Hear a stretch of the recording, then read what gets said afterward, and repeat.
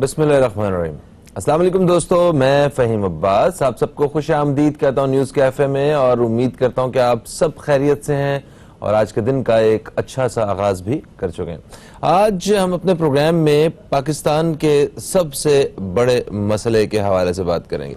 ये एक ऐसा मसला है कि जो सिर्फ माहिरीन की राय से ही साबित नहीं है। हर जगह पे, हर शोबे पे, हर डिपार्टमेंट पे जब भी कभी बात हुई है पाकिस्तान के सबसे बड़े इशू के हवाले से, तो सब ने बैक आवाज़ यही कहा है कि तालीम का मसला पाकिस्तान का सबसे बड़ा मसला है।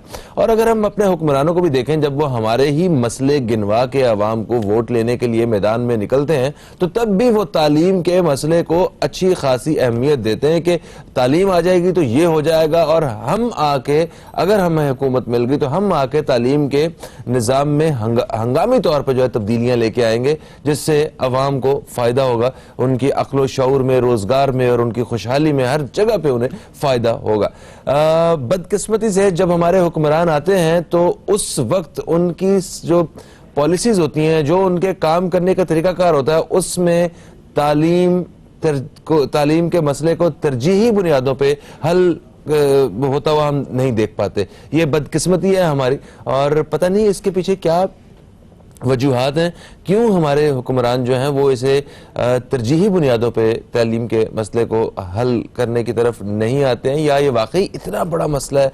अगर इतना बड़ा मसला है तो इसको फिर उस हिसाब से कम एक जिम्मेदारी के साथ अवाम को साथ मिला के, प्राइवेट सेक्टर को साथ मिला के किसी न किसी तरह हल करने वाली साइड पे आना चाहिए। अब वज़ीर तालीम साहब हमारे जो है, उनका मुझे याद है कि ये नई हुकूमत आने के बाद कुछ महीने बाद एक बयान आया था कि यकसा तालीमी निज़ाम जो है वो हम उसके ऊपर काम कर रहे हैं।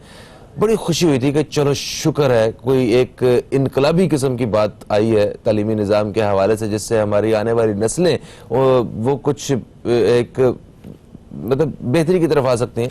बट वो उसके बाद मैंने कोई खबर नहीं सुनी। ठीक है, इसमें हो सकता है कि बहुत सारी खबरें आई हों, मगर ऐसे कोई वाज़े कोई रिजल्ट्स, कोई मेजर चेंजेस भी हमें देखने को नहीं मिले। तो एक तो तालीम का मसला है, और जब फिर आप जानती हैं कि हमारे मुल्क में मतलब 3 बड़ी और कुछ छोटी मोटी जंगों की वजह से मुल्की मईशत जो है वो तबाही के दहाने पे, तो मतलब अब ऐसे मौके पे भी हमें आने वाले वक्त की कोई तैयारी नहीं कर रहे। और आने वाले वक्त की तैयारी यही है कि आपकी कौम जो है वो पढ़ी लिखी है, दुनिया के साथ जो है वो मतलब कंधे से कंधा मिला के जो है वो मुकाबला करना जानती हो, उससे सारे हुनर आते हो, पढ़ाई लिखाई आती हो। खैर, इसी हवाले से बात करेंगे। मेरे साथ आज माहिरीन मौजूद भी हैं प्रोग्राम में, और देखते हैं कि ये क्या इनकी क्या राय है इस हवाले से, और ये क्या तजावीज़ हैं इनके पास, और ये जो ज़मीनी हक़ाइक़ हैं उनको किस नज़र से देखते हैं। सबसे पहले तारुफ़ करवाऊँगा, मेरे साथ मौजूद हैं एक ऐसी शख्सियत जो कि एक समाजी कारकुन है, और उसके साथ साथ ये बच्चों की तालीम पे तवज्जो, ख़ास तौर पे उन बच्चों की तालीम के लिए काम कर रहे हैं जिनके पास सहूलियात और वसाइल नहीं होते। वो बच्चे जो भीख मांगते हैं, या सड़कों पे जो स्ट्रीट चिल्ड्रन के नाम से जिनको हम जानते हैं, उन बच्चों को ये तालीम की जो नेमत है इससे मुतारिफ करवा रहे हैं, और हज़ारों बच्चे अभी तक जो है वो फॉर्मल स्कूल्स में एडमिशन ले चुके हैं। इसी तरह तो हमारे साथ मौजूद है राना आसिफ हबीब साहब, आपको हम खुश आमदीद कहते हैं। अस्सलाम वालेकुम जी, कैसे हैं आप? ठीक ठाक है माशाल्लाह का शुक्र है, माशाल्लाह। और मेरे साथ जो दूसरे मेहमान मौजूद हैं, ये एक तजियाकार हैं, और इनका ये एक एजुकेशनिस्ट हैं, और इनका प्राइवेट स्कूल्स एसोसिएशन से भी इनका ताल्लुक है। जनाब अख्तर अराई साहब, आपको हम खुश आमदीद कहते हैं। अस्सलाम वालेकुम अख्तर साहब, कैसे हैं आप? वालेकुम अस्सलाम। ठीक ठाक? ठीक, बिल्कुल ठीक है, फर्स्ट क्लास, माशाल्लाह, गुड। अच्छा राना साहब, ये बताइए कि तालीम आज भी मतलब 80 साल होने को है हमारे मुल्क को, तो आज भी सवालिया निशान क्यों? भाई, जब तक हम पॉलिटिक्स को एजुकेशन से अलग नहीं करेंगे, उस वक़्त तक ये सवालिया निशान ही रहेगा। क्योंकि पाकिस्तान अब जब बना था तो आप देखें उस वक़्त के बेहतरीन तालीमी इदारे थे, प्राइवेट सेक्टर भी बेतहाशा इन्वेस्टमेंट कर रहा था। कुरैशी का साहब का कॉलेज देखें, इस्लामिया बवानीस का देखें, वलीका का देखें, बिजनेस कम्युनिटी भी बहुत दबा के इसमें इन्वेस्ट कर रही थी। ख़राबी वहाँ पैदा हुई कि जब हमने एक प्राइवेट सेक्टर की चीज़ों को लेकर नेशनलाइज़ किया, और नेशनलाइज करके हमने उन्हें तबाही के दहाने पे कर दिया कि इस स्टेज पर आगे कि एक तुलबा तंजीम दूसरे तुलबा तंजीम को सुजुकी वैन में रख के आग लगाने पर आ गई। तो ये जब तक इस पॉलिटिकल इकोनॉमी को नहीं समझेंगे, तालीम पाकिस्तान में बेहतर नहीं हो सकती, क्योंकि सियासी जमातें ये समझती हैं कि हमारा वोट बैंक इंटैक्ट तब तक ही है जब हम एजुकेशन के महकमे में अपने मंजूर नज़र लोगों को नौकरियां देंगे। उनको ख़तरा लाहक हो जाता है, अपनी इनसिक्योरिटी फील हो जाती है कि अगर हमने एजुकेशन को हाथ से निकलने दिया तो फिर हमारे सियासी वोट बैंक भी नीचे आ जाएगा। तो ये सबसे बड़ा उसका पॉलिटिकल इकोनॉमिक अगर एनालिसिस करें एजुकेशन का, तो आपको नज़र आएगा कि उसमें जो माशरे के ताकतवर तबके हैं, वकला हों, सहाफ़ी हों या जो बड़े बड़े तबकात हैं, उन्हीं के रिलेटिव आपको तालीम में बड़े ओहदों पर नज़र आएंगे। और उसी वजह से, इन्फ्लुएंस होने की वजह से, असर रसूख होने की वजह से दिन ब दिन आप देखें, सिंध में देखें सबसे ज़्यादा सूबों में स्कूल हैं, 43,000 स्कूल हैं, और 95% जो एजुकेशन का बोझ है वो प्राइवेट सेक्टर उठा रहा है। 5%, 10% के लोगों के लिए आपने अगर लास्ट 10 साल में देखें तो 100 अरब रुपया आपने खर्च कर दिया। 100 अरब से तो एक state of the art education का सिस्टम बन सकता था। तो आज भी 18,000 के करीब तो घोस्ट स्कूल हैं, जिनमें मतलब उनका ये होता है कि यहाँ तो वो ऐसी जगह कायम है जहाँ बच्चे नहीं जा सकते, या वो कागजों में कायम है जहाँ लोग तनख्वाहें ले रहे हैं लेकिन स्कूल में नहीं जा रहे। अच्छा, वैसे साहब एक मतलब बात को थोड़ा सा मुझे मैं चाहता हूँ कि आप और एक्सप्लेन करें, अख्तर साहब की तरफ बढ़ना था मुझे। देखिए, नीम जागीरदाराना निज़ाम जो है वो दुनिया में आपको और भी बहुत सी जगहों पे देखने को मिला होगा। तो उनके पास एक फॉर्मेट, एक मॉडल होगा जिससे उन्होंने काबू पाया और तालीम का सारा मसला हल कर लिया। तो मतलब हमारे यहाँ पे हैं मसाइल ऐसे हैं, हमारी लसानियत की बुनियाद पे, कौमों की बुनियाद पे, हर एक के अपने खेत खलियान अलग अलग, अपनी अपनी सोच, रस्म, मतलब कल्चर, सब कुछ एक अपना अलग अलग है। वो चीज़ें मुश्किल ज़रूर है, लोगों की अपने जो पैसे हैं वो तालीम से ज़्यादा और बहुत सारी ज़रूरी चीज़ों पर खर्च हो जाते हैं, वो तालीम की तरफ आ ही नहीं पाते। मगर कोई ना कोई बाहर ऐसा मॉडल तो मौजूद होगा दुनिया में, कहीं ना कहीं तो इस तरह की सूरत होगी। पाकिस्तान में भी मॉडल मौजूद है। सिटीजन फाउंडेशन का बजट देखें, उनके कोई 1100 के करीब से ज्यादा स्कूल हैं। हर स्कूल की एक ही तरह बिल्डिंग होगी, वॉशरूम सारे एक्टिव होंगे, असातिज़ा की तनख्वाह 30,000 से शुरू होगी, हर उस्ताद को पिक एंड ड्रॉप मिलेगा। तो वो यही इसी मुल्क के अंदर मामूल है कि वो सरकारी खर्चे से वो 10%, 90% कम पैसों के अंदर पूरी तमाम सहूलियात स्टेट ऑफ द आर्ट दे रहे हैं, और लोग तरसते हैं कि हमारा बच्चे का दाखिला हो जाए। आपके स्टूडियो जहाँ बैठे हैं, चंद कदम पे उनका हेड ऑफिस है, रिसर्च एंड डेवलपमेंट है, मॉनिटरिंग का सिस्टम है। मादर पिदर आज़ाद नहीं है कि अटेंडेंस मशीनें लगाई, उन्होंने 2 तारे मिला के चपड़ासी ने जला दी, और वो ऐसे मादर पिदर आज़ाद तो किसी मुल्क में निज़ाम नहीं है कि आपके ऊपर कोई चेक एंड बैलेंस ही ना हो। हमारे सरकारी स्कूल में होता है ऐसे? जी, एजुकेशन मिनिस्टर ने, सरदार शाह ने थोड़ी सी सख्ती की, आपने एक जुम्बिश कलम से सरदार शाह को हटा के वज़ीर आला ने बोला ये पोर्टफोलियो मेरे पास रहेगा। तो ऐसे तो नहीं दुनिया में कहीं होता ना। आप दुनिया चलती है किसी मीन्स ऑफ वेरिफिकेशन से चलती है, तस्वीरें होती हैं, अटेंडेंस शीट होती है, पेरोल होता है जिसमें कोई आ रहा है जा रहा है। देखिए, जो भी सियासी जमातें रही हैं, उन्होंने, अगर आप अपनी सियासी जमात के किसी कारकुन को लैब केमिस्ट्री का लैब इंचार्ज लगा देंगे, वो तो कॉटन का जोड़ा पहन के और करोला गाड़ी में आएगा, चाय पिएगा और चला जाएगा। वो लैब में क्यों तजर्बे कराएगा? क्योंकि वो सियासी जमात का मुलाजिम है, वो किसी आपके एजुकेशन सिस्टम को लिफ्ट नहीं कराएगा। मैं ऐसे ऐसे स्कूल जानता हूँ जहाँ चपड़ासी के सामने एजुकेशन सेक्रेटरी बेबस है, जहाँ हेडमिस्ट जो है उसके अपने लॉज हैं, यानी आइन का आर्टिकल कहता है 5 से 16 कि 5 से 16 साल के हर बच्चे के लिए एजुकेशन फ्री है। वो मार्कशीट के 2,000 रुपये मकारी हैं, 3,000 रुपये सर्टिफिकेट स्कूल के छोड़ने के, 4,000 रुपये नकल कराने के। ये सारा निज़ाम जो है ये पॉलिटिकल सिस्टम पे खड़ा हुआ है। एक वक्फे का वक्त है जी, वक्फे से वापस आएंगे और इस हवाले से बात करेंगे और पूरी कोशिश करेंगे किसी तरह जो असल कसूरवार हैं उनका चेहरा अवाम के सामने जो है वो अयां किया जाए। कहीं मत जाइए, अब तक देखते रहिए न्यूज़ कैफे, देखते रहिए। अभी आपसे दोबारा मुलाकात होती है।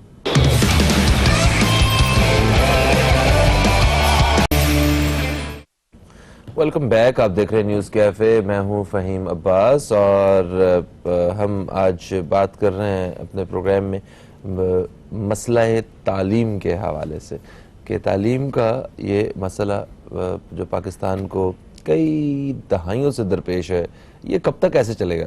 और ये आखिर कौन इस पे काम करेगा, किस तरह हमारे बच्चे और हमारी आने वाली नस्लें जो हैं वो पढ़ी लिखी पैदा होंगी, और मतलब हमें तरक्की करनी है, हम किस तरह तरक्की की राह पे जाएंगे चलेंगे, तो इस हवाले से हम बात कर रहे हैं। मेरे साथ राना आसिफ हबीब साहब मौजूद हैं। वक्फे से पहले हमने इनकी जो राय है इस हवाले से कि किस तरह सोचते हैं हमने वो देखा। अभी हमारे साथ अख्तर अराई साहब मौजूद हैं। अख्तर अराई साहब, आप एक एजुकेशनिस्ट हैं और आप तजिया कार भी हैं।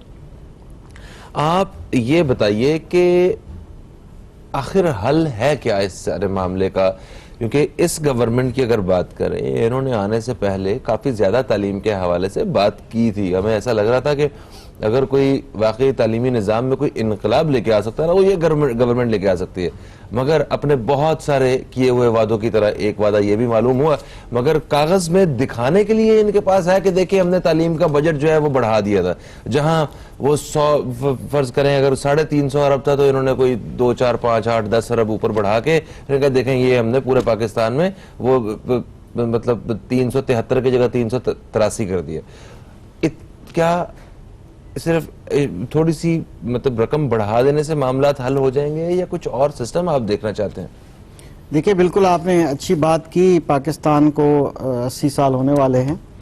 जब तक हमारी सोच चेंज नहीं होगी, जब तक हमारी, जैसे राना साहब ने जितनी बातें की हैं वो तमाम 100% परफेक्ट और बहुत सही कहा, जब तक हमारी फ्यूडल सोच, वो चौधरियों वाली सोच ख़त्म नहीं होगी। वो चौधरी ये समझता था कि अगर बच्चा पढ़ गया, हमारे क्वालिटी एजुकेशन उस बच्चे को मिल गई, तो आंकड़ के साढ़े सामने चलेगा। सर ये और अगर मैं, तो मुझे कहने दीजिएगा 2 जुमले।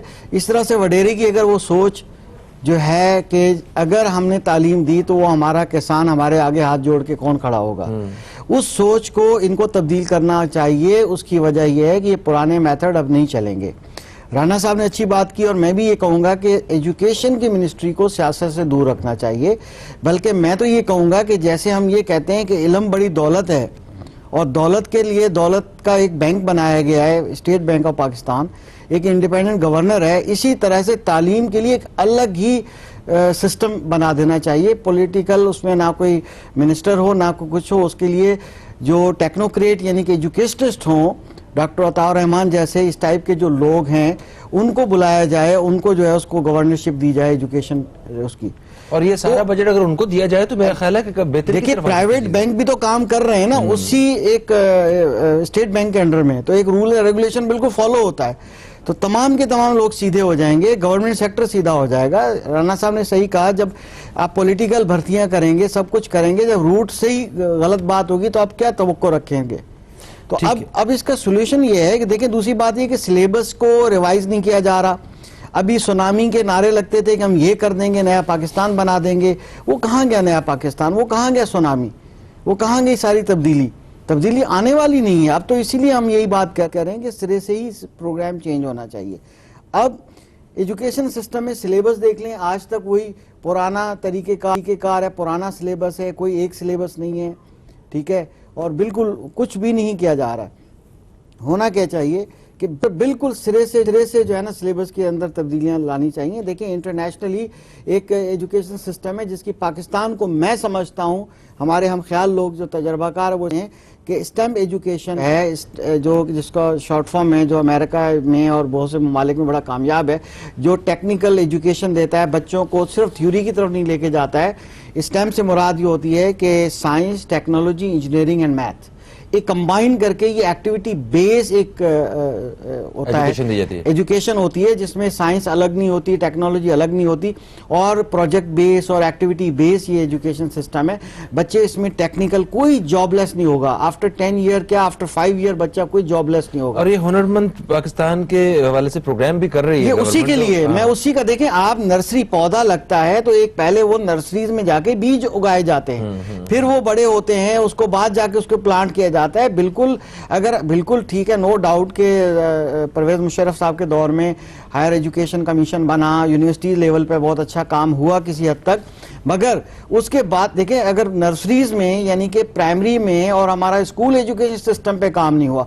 आज तक तो हम जो है मैट्रिक सिस्टम और कैमरे सिस्टम से बाहर नहीं निकले। कैमस सिस्टम तो ये गरीबों का सिर्फ साइंस सिखाता है सिर्फ। आपने कई ऐसी वीडियोस देखी होंगी जो गवर्नमेंट स्कूल्स की हैं कि वहां पर सर्वे करने के लिए एनजीओज गई, पता चला 5 क्लास के बच्चे से कहा जा रहा है एक जुमला लिख के दिखाओ, उसको एक जुमला नहीं लिख सका उर्दू में, नाम नहीं लिख रहा हो, नाम नहीं लिख सकता, उसको एक स्पेलिंग यानी कि उसके हिज्जे नहीं आते। मुझे ये बताइए वहां टीचर जो बात करता है सैलरी लेने जाता है उसको किसी चीज की स्पेलिंग नहीं आती। जब इस तरह के लोग होंगे, जब पॉलिटिकल भर्तियां होंगी, सब कुछ ऐसा होगा तो खाक मिलेगा। रूट कॉज से काम करना है, बड़ी इमरजेंसी नाफिज करनी चाहिए, कायदे आजम की वो बात पे अमल करना चाहिए कि जो education is a matter of मतलब लाइफ एंड डेथ। अब बात यह है कि यहाँ तो डेथ हो चुकी है, यहाँ हमारे माशरे की डेथ हो चुकी है। बात यह है कि हम तो उसी चीज पे बैठे हुए हैं, ना क्वालिटी एजुकेशन पे काम कर रहे हैं, ना सिर्फ IQ थ्योरीज हैं, EQ पे काम ही नहीं करते, इमोशनल इंटेलिजेंस को ग्रूम नहीं करते, पेरेंटिंग की कोई ट्रेनिंग नहीं है। न्यू एजुकेशन सिस्टम जो है, न्यू जनरेशन के लिए न्यू एजुकेशन सिस्टम हो। अभी अगर ट्रेडिशनल टीचिंग हुई, आज देखिए आज 2020 है, आप 2030 में आज जो बच्चा ग्रेड 1 में या क्लास 1 में आता है वो 10 साल बाद इस रवायती तरीके तालीम से खाक पढ़ के वो सिर्फ एक पीस ऑफ पेपर रखेगा अपने पास, 10th क्लास में जाएगा, वो क्या वो टेक्निकल या कोई IT की ऐसी चीज जो है जो वो यूनिवर्सिटीज में क्या कहाँ पहुंच चुकी होगी। तरबियत की जरूरत है, पेपरलेस एजुकेशन। हाँ। बिल्कुल, तालीम और तरबियत तो जुड़ी हुई है। इस हवाले से जो है वो काम करने की जरूरत है कि मतलब तरबियत हो कौम की, कुछ आगे इनके अंदर कुछ, हमारे अंदर कुछ, हमारी नस्लों के अंदर कुछ ऐसी चीजें पैदा हों जो मिसिंग है, मतलब एक थोड़ा सा एक क्वालिटी नजर आए, पता चले कि ये लोग हैं। मैं एक जुमला इसमें कहना चाहूंगा आम आवाम के लिए जो इस वक्त सुन रही है, बिल्कुल सादा बंदा भी समझ जाएगा इसको कि क्वालिटी एजुकेशन बेसिकली इस तरह से है कि तालीम और तरबियत की मैं सिर्फ बात करूंगा इस वक्त, एक एग्जांपल दूंगा। तालीम तरबियत से हटके नहीं है और तरबियत के बगैर तालीम मुमकिन नहीं है। उसकी रीजन ये है कि अगर एक बिल्डिंग, एक दीवार खड़ी करते हैं, उसमें ईंटें या ब्लॉक्स लगाते हैं, तरबियत जो है उसका सीमेंट का काम करती है। अगर वो सीमेंट की लेयर उस पर नहीं लगेगी, ब्लॉक ऊपर नहीं रखा जाएगा, फिर उसके ऊपर दूसरी लेयर रखी जाएगी तो वो स्ट्रांग होगा। तरबियत ना हो और सिर्फ आप कहें कि ब्लॉक्स रख दें, सिर्फ स्कूल जो है वो तालीम की किताबें पढ़ा के और 4 सर्टिफिकेट पास करके ग्रेड मिल जाए उसको, तो वो कोलैप्स हो जाएगी। वो बिल्डिंग जो महल आप तामीर करेंगे उन ब्लॉक्स के साथ, वो कोलैप्स हो जाएगा और आपके हाथ में कुछ नहीं होगा। सही। राणा साहब, अभी जिस तरह अख्तर साहब ने फरमाया कि ये जो भी हम जागीरदारा निज़ाम की बात कर रहे थे, उन्होंने कहा चौधरी, ये वडेरे, सरदार यही नहीं चाहते हैं कि हमारे जो सामने जो लोग हैं ये पढ़ें। अगर ये पढ़ लिख किया इनमें से कोई एक आध तो हमारे सामने अकड़ के चलेगा। और वाकई जब आप पढ़ जाते हैं तो थोड़ा अकल की जो खिड़कियाँ हैं वो भी खुल जाती हैं, हमें वो कम से कम दिन रात का और सच झूठ का थोड़ा सा अंदाज़ा भी होने लगता है, अच्छे बुरे का भी पता चलने लगता है। तो अगर उन्हें पता चल गया सबको कि हम तो ये सारा फ्रॉड कर रहे हैं या जो भी एक निज़ाम बना के बैठे हुए हैं, देखिए आपको नहीं लगता कि ये, फिर आपने एक बात कही कि ये सियासत और तालीम को अलग रखना चाहिए, तो ये जो सरदारे, वडेरे, चौधरी, ये तो यही तो सारे सियासत में जाते हैं और इन्होंने तो सियासत और तालीम को अलग करना है। कोई नया, कोई बाहर से और कोई तो तरीकाकार नहीं हो इस्तेमाल हो सकता। इस चीज को आप कैसे देखते हैं? कहने की हद तक, मसले के हल की हद तक तो ठीक है, ये अलग करेगा कौन? देखिए, ये अलग करेंगे पाकिस्तान के अवाम, जब उनको शऊर होगा और जब मजबूरियों की वजह से, अपने ज़ाती नौकरियों की वजह से वोट नहीं देंगे, जब वो अपने घर के बच्चे किसी गवर्नमेंट मुलाजमत में लाने के लिए वोट नहीं देंगे, जब वोट किसी कॉज के लिए देंगे। तो यूरोप में भी ऐसे ही हुआ, आप देखें दुनिया में भी ऐसे ही हुआ, लोग अपने ज़ातियात की तरफ थे, फिर आस्ता आस्ता लोग इन चीज़ों से निकले। तो ये अब देखें, जहाँ तक हम वडेरे को जिम्मेदार ठहराते हैं, उतना ही जिम्मेदार वो शख्स है कि जो अगर किसी गांव देहात के प्रेस क्लब का मेंबर भी है और सरकारी स्कूल टीचर भी है। इसका आसान हल है। देखें, ये अगर गवर्नमेंट ऑफ सिंध या गवर्नमेंट ऑफ पाकिस्तान चाहती है कि घोस्ट मुलाजमीन को ख़त्म करना, तो एक डायरेक्टरी पब्लिश कर दे ऑनलाइन, तस्वीरों के साथ, मोबाइल नंबर के साथ, पता लग जाएगा कौन कौन सा शख्स 4-4, 5-5 महकमों के अंदर मौजूद है। पहले तो वो लोग फिल्टर हो जाएंगे पहले मरहले में। दूसरे मरहले में आप एक जो जिस तरह सूबे पंजाब में एजुकेशन मॉनिटरिंग कमेटियां बनाई हैं, वो मॉनिटरिंग कमेटी आती है, वो एनरोलमेंट देखती है, रजिस्टर देखती है। इसी तरह हमारे सामने आगा खान एजुकेशन बोर्ड की मिसाल है। ये करीमाबाद पे दूर नहीं है, कोई रॉकेट साइंस नहीं है। उनके आप पेमेंट के स्टडीज़ देखें जो सोशोलॉजिकल एस्पेक्ट से वो करते हैं, एंथ्रोपोलॉजिकल एस्पेक्ट से करते हैं, कि वो क्लासरूम के पीछे खड़े होकर ऑब्जर्वेशन करते हैं कि जो बात कही जा रही है वो क्या बच्चों तक डिलीवर भी हो रही है, नहीं हो रही, या सिर्फ वो रट्टाफिकेशन की तरफ जा रहे हैं। और उनका पूरा जो ट्रेनिंग के मैनुअल है वो एक्टिविटी बेस्ड मैनुअल है, यानी असातिज़ा को पूरे साल वो किसी ना किसी तौर पे इंगेज रखते हैं। ये नहीं होता कि वो एक 14 अगस्त मना लिया, एक हमने कोई 12 रबीउल अव्वल को दिन मना लिए, सिर्फ वो दिनों पे बेस नहीं करते, पूरे साल उसकी एक्टिविटी करते हैं। और स्टूडेंट्स का एक फीडबैक फॉर्म होता है जो हमारे रेट होती है, फील्ड मॉनिटरिंग रिपोर्ट जिसे कहते हैं, तो वो सारा निज़ाम। मगर उसकी राह में रुकावट कौन है? वही लोग रुकावट है जो ना अहल हैं, ना तजर्बाकार हैं। उन्होंने जो अपने गवर्नमेंट स्कूल है उनको वडेरे की उताक बनाया हुआ है, उस उताक की तरह स्कूल को चलाते हैं कि वहाँ भी वही सिस्टम चल रहा है, चाय चल रही है। मैं एक दिन मिनिस्टर एजुकेशन थे उनके ऑफिस में चला गया, तो मैंने देखा कि वहाँ 2 घंटे में होता क्या, 2 घंटे में सिर्फ वहाँ ट्रांसफर और पोस्टिंग हो रही थी, ट्रांसफर पोस्टिंग के अलावा कोई काम नहीं हो रहा था। तो ये एडमिनिस्ट्रेशन को भी हकीकत पसंदाना सोचना होगा कि ये जो कॉस्मेटिक मेजर नहीं हम लेते कि फलां जी कमिश्नर आ रहा है तो गमलों में फूल भी निकल आए, कमिश्नर चला गया तो गमले के फूल वापस नर्सरी वाला ले गया वो। तो इससे पाकिस्तान को निकलना पड़ेगा, ये ज्यादा देर ये निजाम चलेगा नहीं और ना चल रहा है ये। अच्छा, नहीं आपने कहा ना कि जितना आप एक जगह पे गए वहां पे जो है वो एक उताक बनाया हुआ था और सारा, मतलब वहां के अवाम, आपको लगता है कि वो आइंदा 2, 4, 5 साल में ये सारा निजाम बदल देंगे? हाँ देखिए, डेमोक्रेसी जिस तरह चल रही है, आपने देखा पाकिस्तान में 2-3 इलेक्शन तो हो चुके हैं, आगे भी 2023 में इलेक्शन होने जा रहे हैं। अच्छा। तो इस तरह अगर इलेक्शन का प्रोसीजर, ये सारी चीजें होती रहेंगी, दे के सीख जाएंगे। अब लोग सीख रहे हैं। आपने देखा है कि लोग अब कम से कम एटलीस्ट जो पहली स्टेज होती है डेमोक्रेसी की, सवाल पूछने की हद तक तो आ गए हैं लोग। हाँ, आपका मीडिया जब पीटीसी लेता है, अभी मैंने एक निजी चैनल के साथ प्रोग्राम किया कराची की सड़कों पे कि बच्चों को स्कूल दाखिल कराने में रुकावट क्या है, तो प्रिंसिपल का बिहेवियर है और कोई रुकावट नहीं है। स्कूल में जगह है, वो जानबूझ के बच्चों को मना कर रही है प्रिंसिपल, ताकि उसके ऊपर एक इजाफी बोझ ना हो और उसको घर जल्दी जाना है, उसको एक प्राइवेट जगह पे जाके दूसरी नौकरी करनी है, तो वो रिफ्यूजल इस स्टेज पे दे रही है। सही। सर, एक कॉलर हमारे साथ शामिल करते हैं। अस्सलाम वालेकुम जी, कौन है हमारे साथ? वालेकुम सलाम फहीम भाई, इम्तियाज आपके साथ। इम्तियाज साहब, आपको खुश आमदीद कहते हैं, कैसे हैं, ठीक हैं? अल्हम्दुलिल्लाह सर। आप बल कहते हैं ना कि आप दुखती वक्त को छेड़ देने वाले मौजूआत पे बात करते हैं। फहीम, चंद सेकंड ज्यादा चाहिए मेरे भाई। बात दरअसल ये है, ये एक माफिया गिरी है और अभी तक है।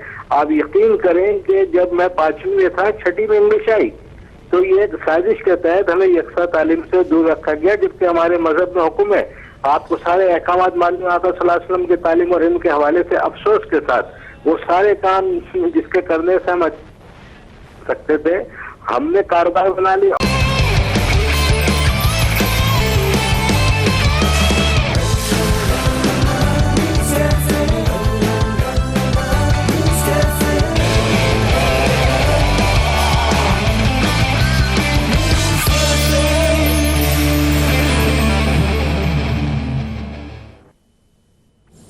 बिस्मिल्लाहिर्रहमानिर्रहीम।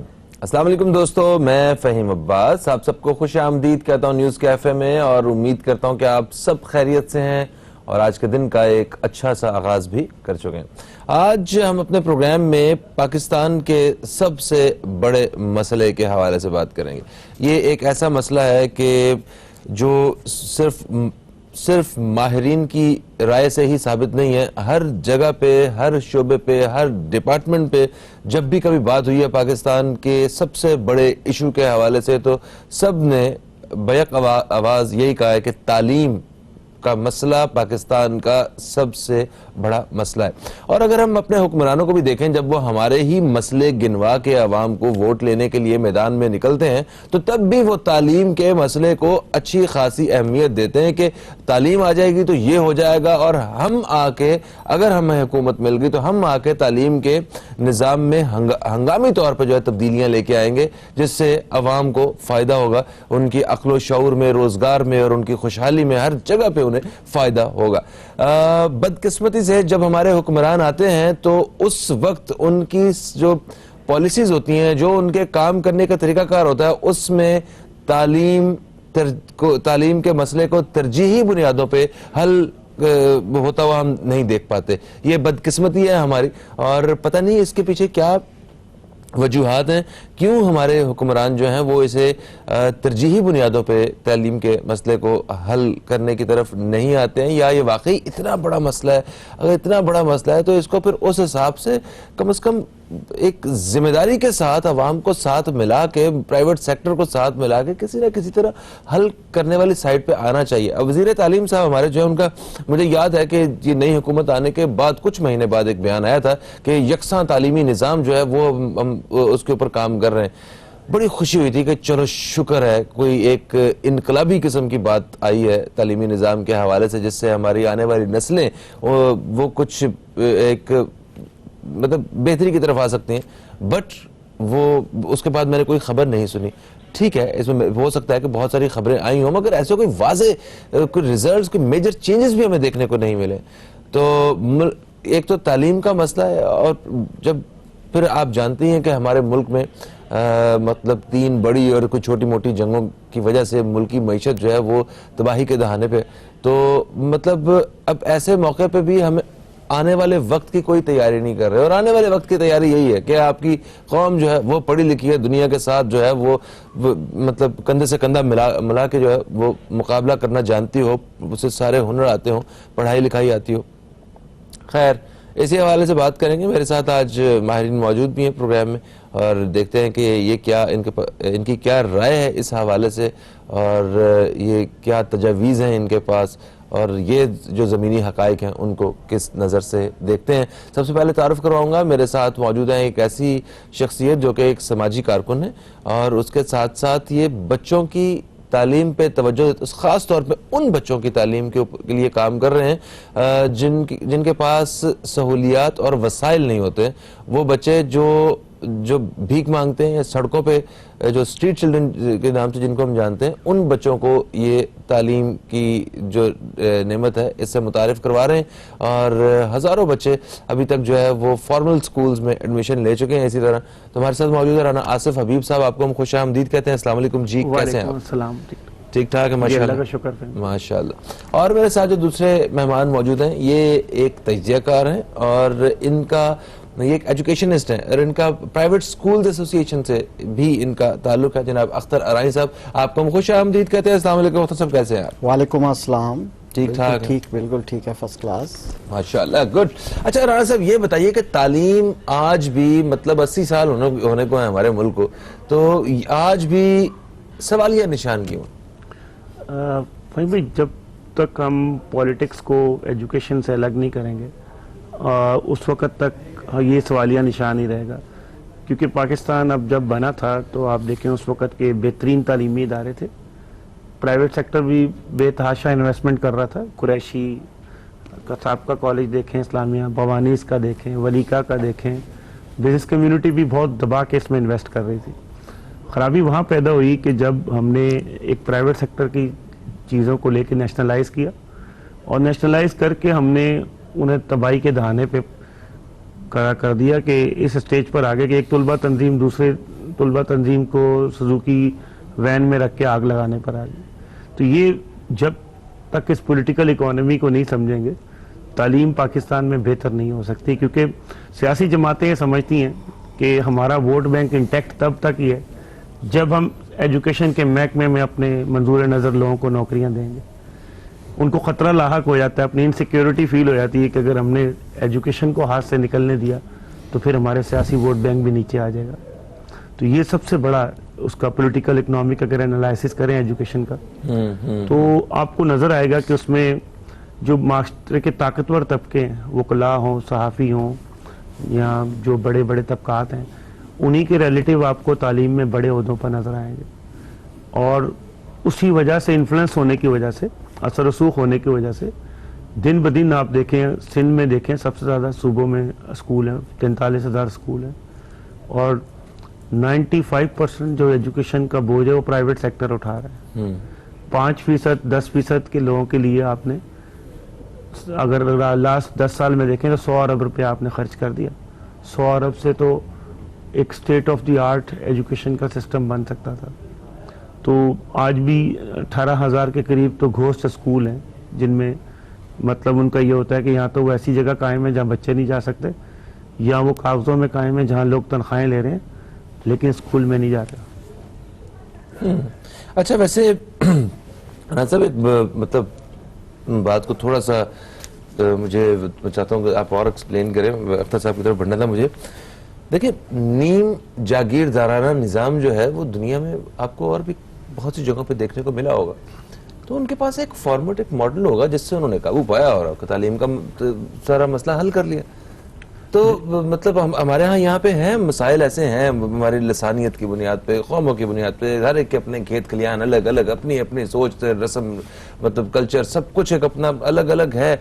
वो चीज़ें मुश्किल ज़रूर है, लोगों की अपने जो पैसे हैं वो तालीम से ज़्यादा और बहुत सारी ज़रूरी चीज़ों पर खर्च हो जाते हैं, वो तालीम की तरफ आ ही नहीं पाते। मगर कुछ ना कोई बाहर ऐसा मॉडल तो मौजूद होगा दुनिया में, कहीं ना कहीं तो इस तरह की सूरत होगी। पाकिस्तान में भी मॉडल मौजूद है। सिटीजन फाउंडेशन का बजट देखें, उनके कुछ 1100 के करीब से ज्यादा स्कूल है। हर स्कूल की एक ही तरह बिल्डिंग होगी, वॉशरूम सारे एक्टिव होंगे, असातिज़ा की तनख्वाह 30,000 से शुरू होगी, हर उस्ताद को पिक एंड ड्रॉप मिलेगा।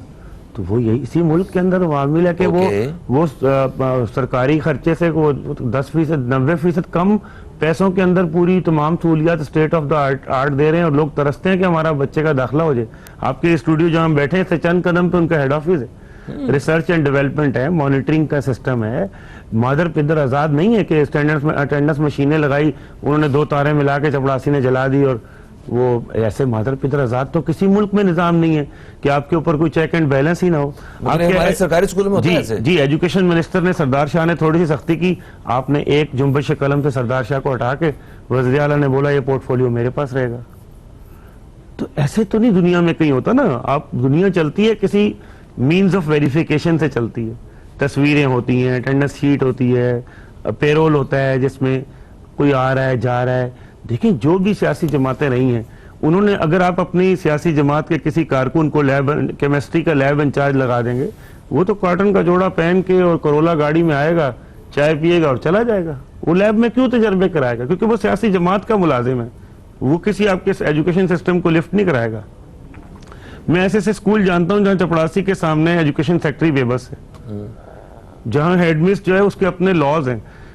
यानी आइन का आर्टिकल कहता है 5 से 16 कि 5 से 16 साल के हर बच्चे के लिए एजुकेशन फ्री है। वो मार्कशीट के 2,000 रुपये मकारी हैं, 3,000 रुपये सर्टिफिकेट स्कूल के छोड़ने के हैं, 4,000 रुपये नकल कराने के हैं।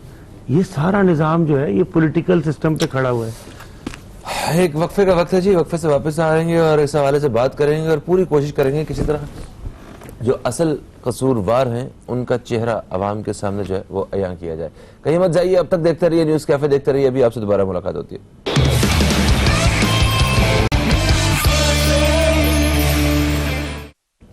वेलकम बैक, आप देख रहे हैं न्यूज़ कैफे। मैं हूं फ़हीम अब्बास और हम आज बात कर रहे हैं अपने प्रोग्राम में मसला तालीम के हवाले से कि तालीम का ये मसला जो पाकिस्तान को कई दहाइयों से दरपेश है, ये कब तक ऐसे चलेगा और ये आखिर कौन इस पे काम करेगा? किस तरह हमारे बच्चे और हमारी आने वाली नस्लें जो हैं वो पढ़ी लिखी पैदा होंगी और मतलब हमें तरक्की करनी है, हम किस तरह तरक्की की राह पे जाएंगे चलेंगे? तो इस हवाले से हम बात कर रहे हैं। मेरे साथ राना आसिफ हबीब साहब मौजूद हैं। वक्फे से पहले हमने इनकी जो राय है इस हवाले से कि किस तरह सोचते हैं हमने वो देखा।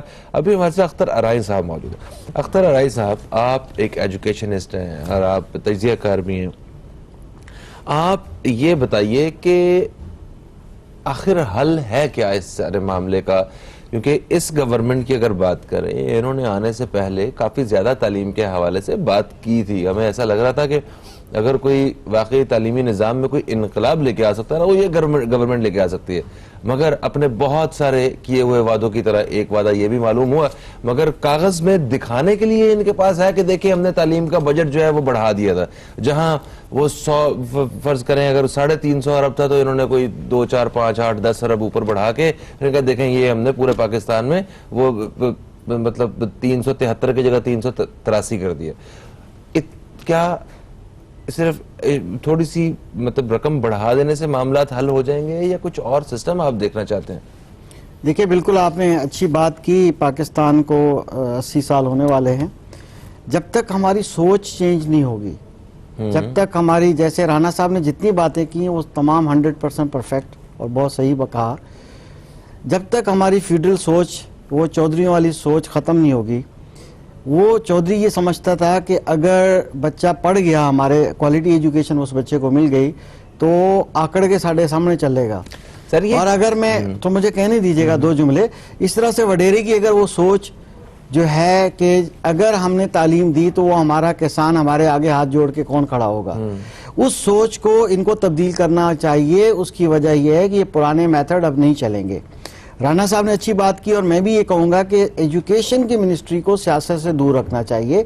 बल्कि मैं तो ये कहूँगा कि जैसे हम ये कहते हैं कि इल्म बड़ी दौलत है और दौलत के लिए दौलत का एक बैंक बनाया गया है, स्टेट बैंक ऑफ पाकिस्तान, एक इंडिपेंडेंट गवर्नर है, इसी तरह से तालीम के लिए एक अलग ही सिस्टम बना देना चाहिए। पॉलिटिकल उसमें ना कोई मिनिस्टर हो ना कोई कुछ हो, उसके लिए जो टेक्नोक्रेट यानी कि एजुकेशनिस्ट हों, डॉक्टर अताउर रहमान जैसे इस टाइप के जो लोग हैं उनको बुलाया जाए, उनको जो है उसको गवर्नरशिप दी जाए एजुकेशन उसकी। और ये सारा बजट अगर उनको दिया जाए तो मेरा ख्याल है कि बेहतर। देखिए प्राइवेट बैंक भी तो काम कर रहे हैं ना उसी एक स्टेट बैंक के अंडर में, तो एक रूल रेगुलेशन बिल्कुल फॉलो होता है, तो तमाम के तमाम लोग सीधे हो जाएंगे, गवर्नमेंट सेक्टर सीधा हो जाएगा। राणा साहब ने सही कहा, जब आप पॉलिटिकल भर्तियां करेंगे, सब कुछ करेंगे, जब रूट से ही गलत बात होगी तो आप क्या तवक्को रखेंगे। तो अब इसका सोल्यूशन ये है कि देखिए, दूसरी बात ये कि सिलेबस को रिवाइज नहीं किया जा रहा। अभी सुनामी के नारे लगते थे कि हम ये कर देंगे, नया पाकिस्तान बना देंगे, वो कहाँ गया नया पाकिस्तान, वो कहाँ गया सुनामी, वो कहाँ गई सारी तब्दीली आने वाली नहीं है। अब तो इसीलिए हम यही बात कह रहे हैं कि सिरे से ही प्रोग्राम चेंज होना चाहिए।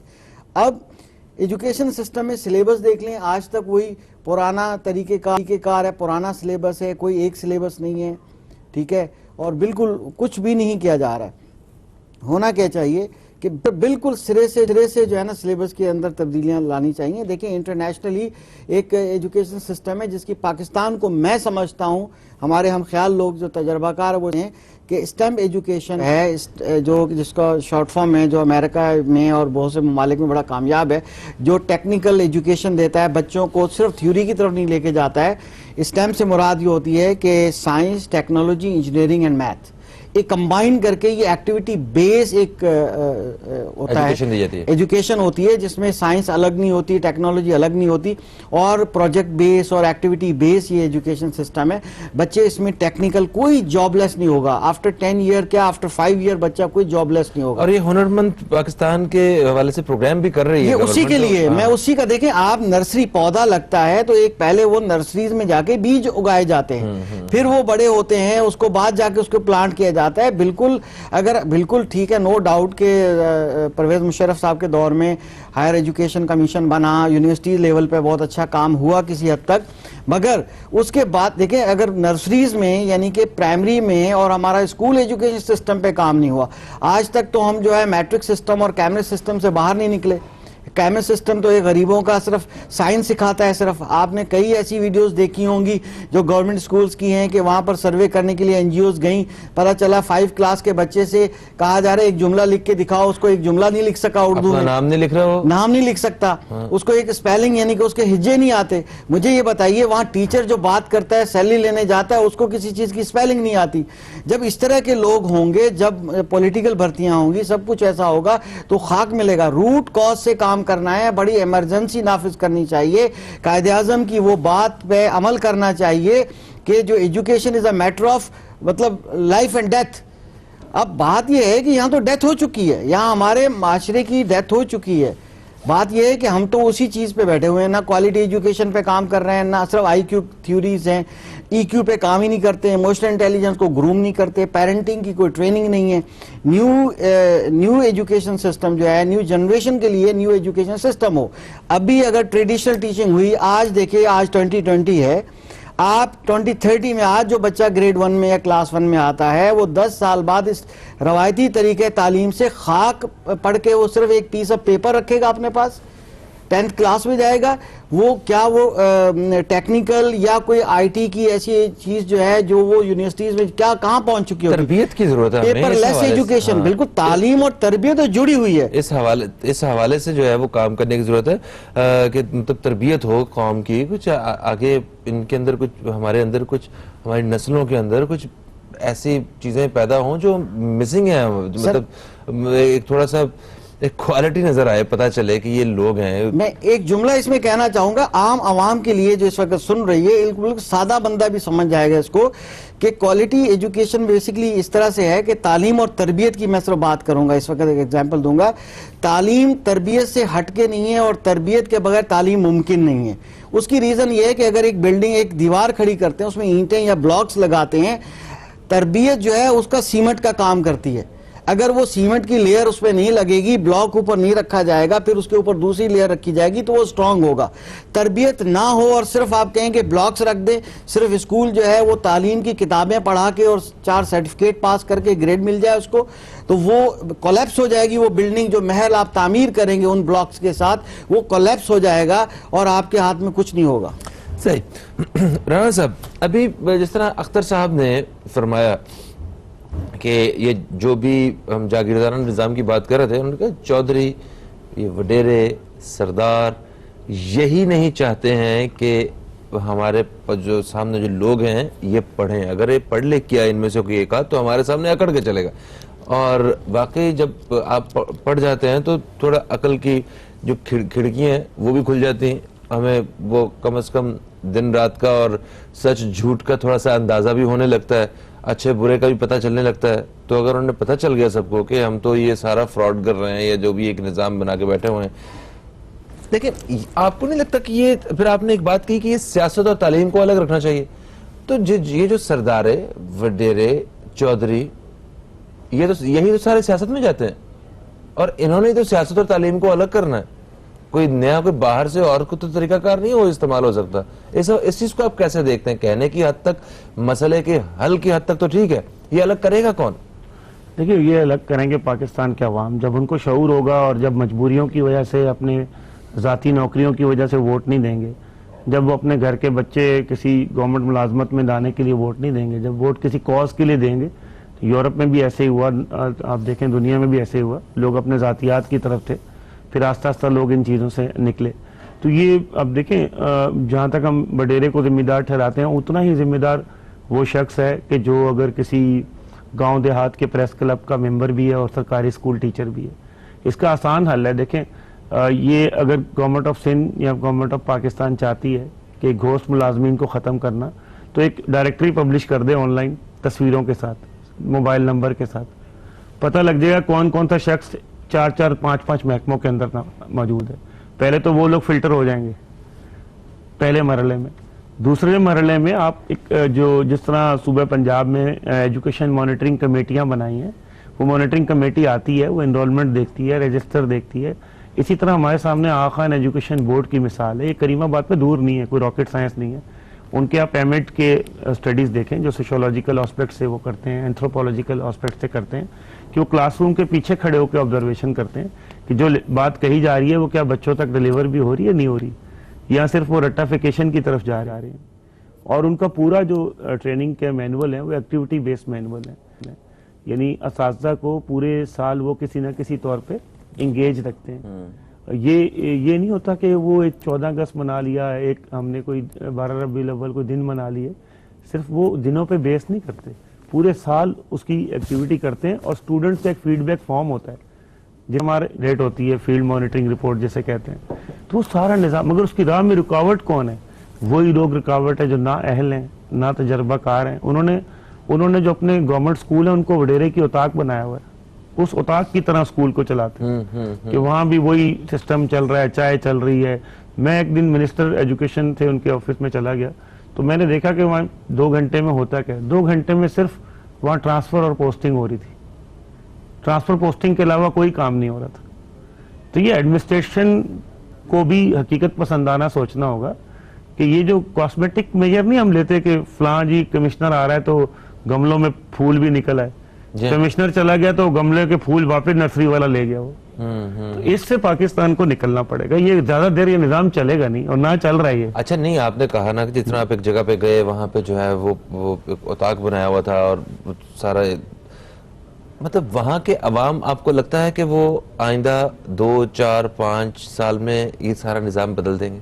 हाँ, देखिए, डेमोक्रेसी जिस तरह चल रही है, आपने देखा पाकिस्तान में 2-3 इलेक्शन तो हो चुके हैं, आगे भी 2023 में इलेक्शन होने जा रहे हैं। अच्छा। तो इस तरह अगर इलेक्शन का प्रोसीजर, ये सारी चीजें होती वोट दे के सीख जाएंगे। अब लोग सीख रहे हैं। आपने देखा है कि लोग अब कम से कम एटलीस्ट जो पहली स्टेज होती है डेमोक्रेसी की, सवाल पूछने की हद तक तो आ गए हैं लोग। हाँ, आपका मीडिया जब पीटीसी लेता है, अभी मैंने एक निजी चैनल के साथ प्रोग्राम किया कराची की सड़कों पे कि बच्चों को स्कूल दाखिल कराने में रुकावट क्या है, तो प्रिंसिपल का बिहेवियर है और कोई रुकावट नहीं है। स्कूल में जगह है, वो जानबूझ के बच्चों को मना कर रही है प्रिंसिपल, ताकि उसके ऊपर एक इजाफी बोझ ना हो और उसको घर जल्दी जाना है, उसको एक प्राइवेट जगह पे जाके दूसरी नौकरी करनी है, तो वो रिफ्यूजल इस स्टेज पे दे रही है। सही।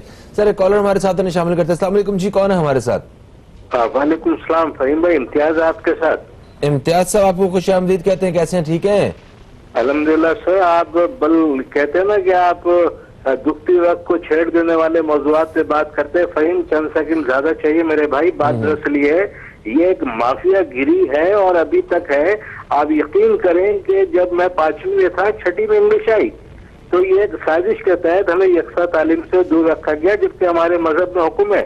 आपको सारे अहकामात मालूम, आका सल्लल्लाहु अलैहि वसल्लम की तालीम और इनके हवाले से अफसोस के साथ वो सारे काम जिसके करने से हम सकते थे, हमने कारोबार बना ली। और जनाब, अगर प्राइवेट सेक्टर नहीं आते मार्केट में, तो आप यकीन करें सरकारी स्कूलों ने तो बुरा हाल कर दिया था। मगर आप शुरू में बात कर रहे थे, फंड्स मिलते हैं, बाखुदा फंड्स मिलते हैं, और फंड्स मिलने के बाद फंड्स कहाँ कहाँ बटते हैं ये आप भी जानते हैं, पाकिस्तान का बच्चा जानता है। बड़े अफसोस से कहना पड़ता है कि कब तक आखिर ये सोची समझी साजिश के तहत आवाम को आला तालीम से दूर रखा जाएगा। क्या अमेरिका, कनाडा, बरतानिया, यूरोप में ऐसा नहीं है कि गरीब का बच्चा और एक बादशाह का बच्चा सब एक निसाब पढ़ते हैं? बातें करना गोल गोल प्यारी प्यारी बहुत आसान है, अमली तौर पर करके दिखाना चाहिए। क्या सारी आवाम अपने मसाइल के लिए खुदकुशियां करेगी तो हुकूमत को होश आएगा? जैसे एक बंदे ने भी खुदकुशी की, आप सबको मालूम है।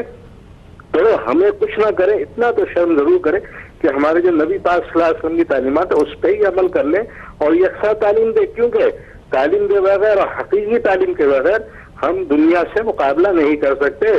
तो ये हर एक बंदे को सोचना पड़ेगा। से हुक्मरान तबके पे गलत नहीं है, अवाम तबके पे भी बहुत गलत लोग हैं जो कुर्सियां, मेज, फर्नीचर, स्पोर्ट का सामान सारा बेच बाज के सरकारी स्कूलों में खा जाते। जिस स्कूल में मैं पढ़ता था फहीम भाई, मॉडल कॉलोनी कराची में हुआ करता था, पाकिस्तान पब्लिक, वहाँ स्पोर्ट का सामान सेक कर रखते थे, किसी को देते नहीं तो सड़ जाता था, या अल्लाह जानता है वो बेच दिया करते होंगे। तो ये मामला है, बहुत तरबियत और बहुत इखलाकी तरबियत की जरूरत है।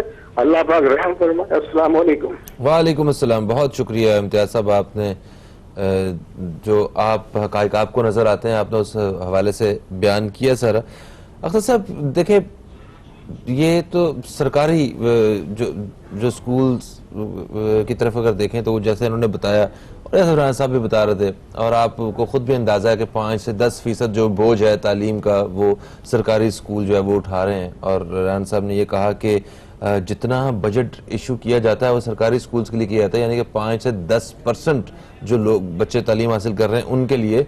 तो यही अगर प्राइवेट सेक्टर को दिया जाए तो वो तो एक इनकलाब बर्पा कर दें तालीम के मैदान में।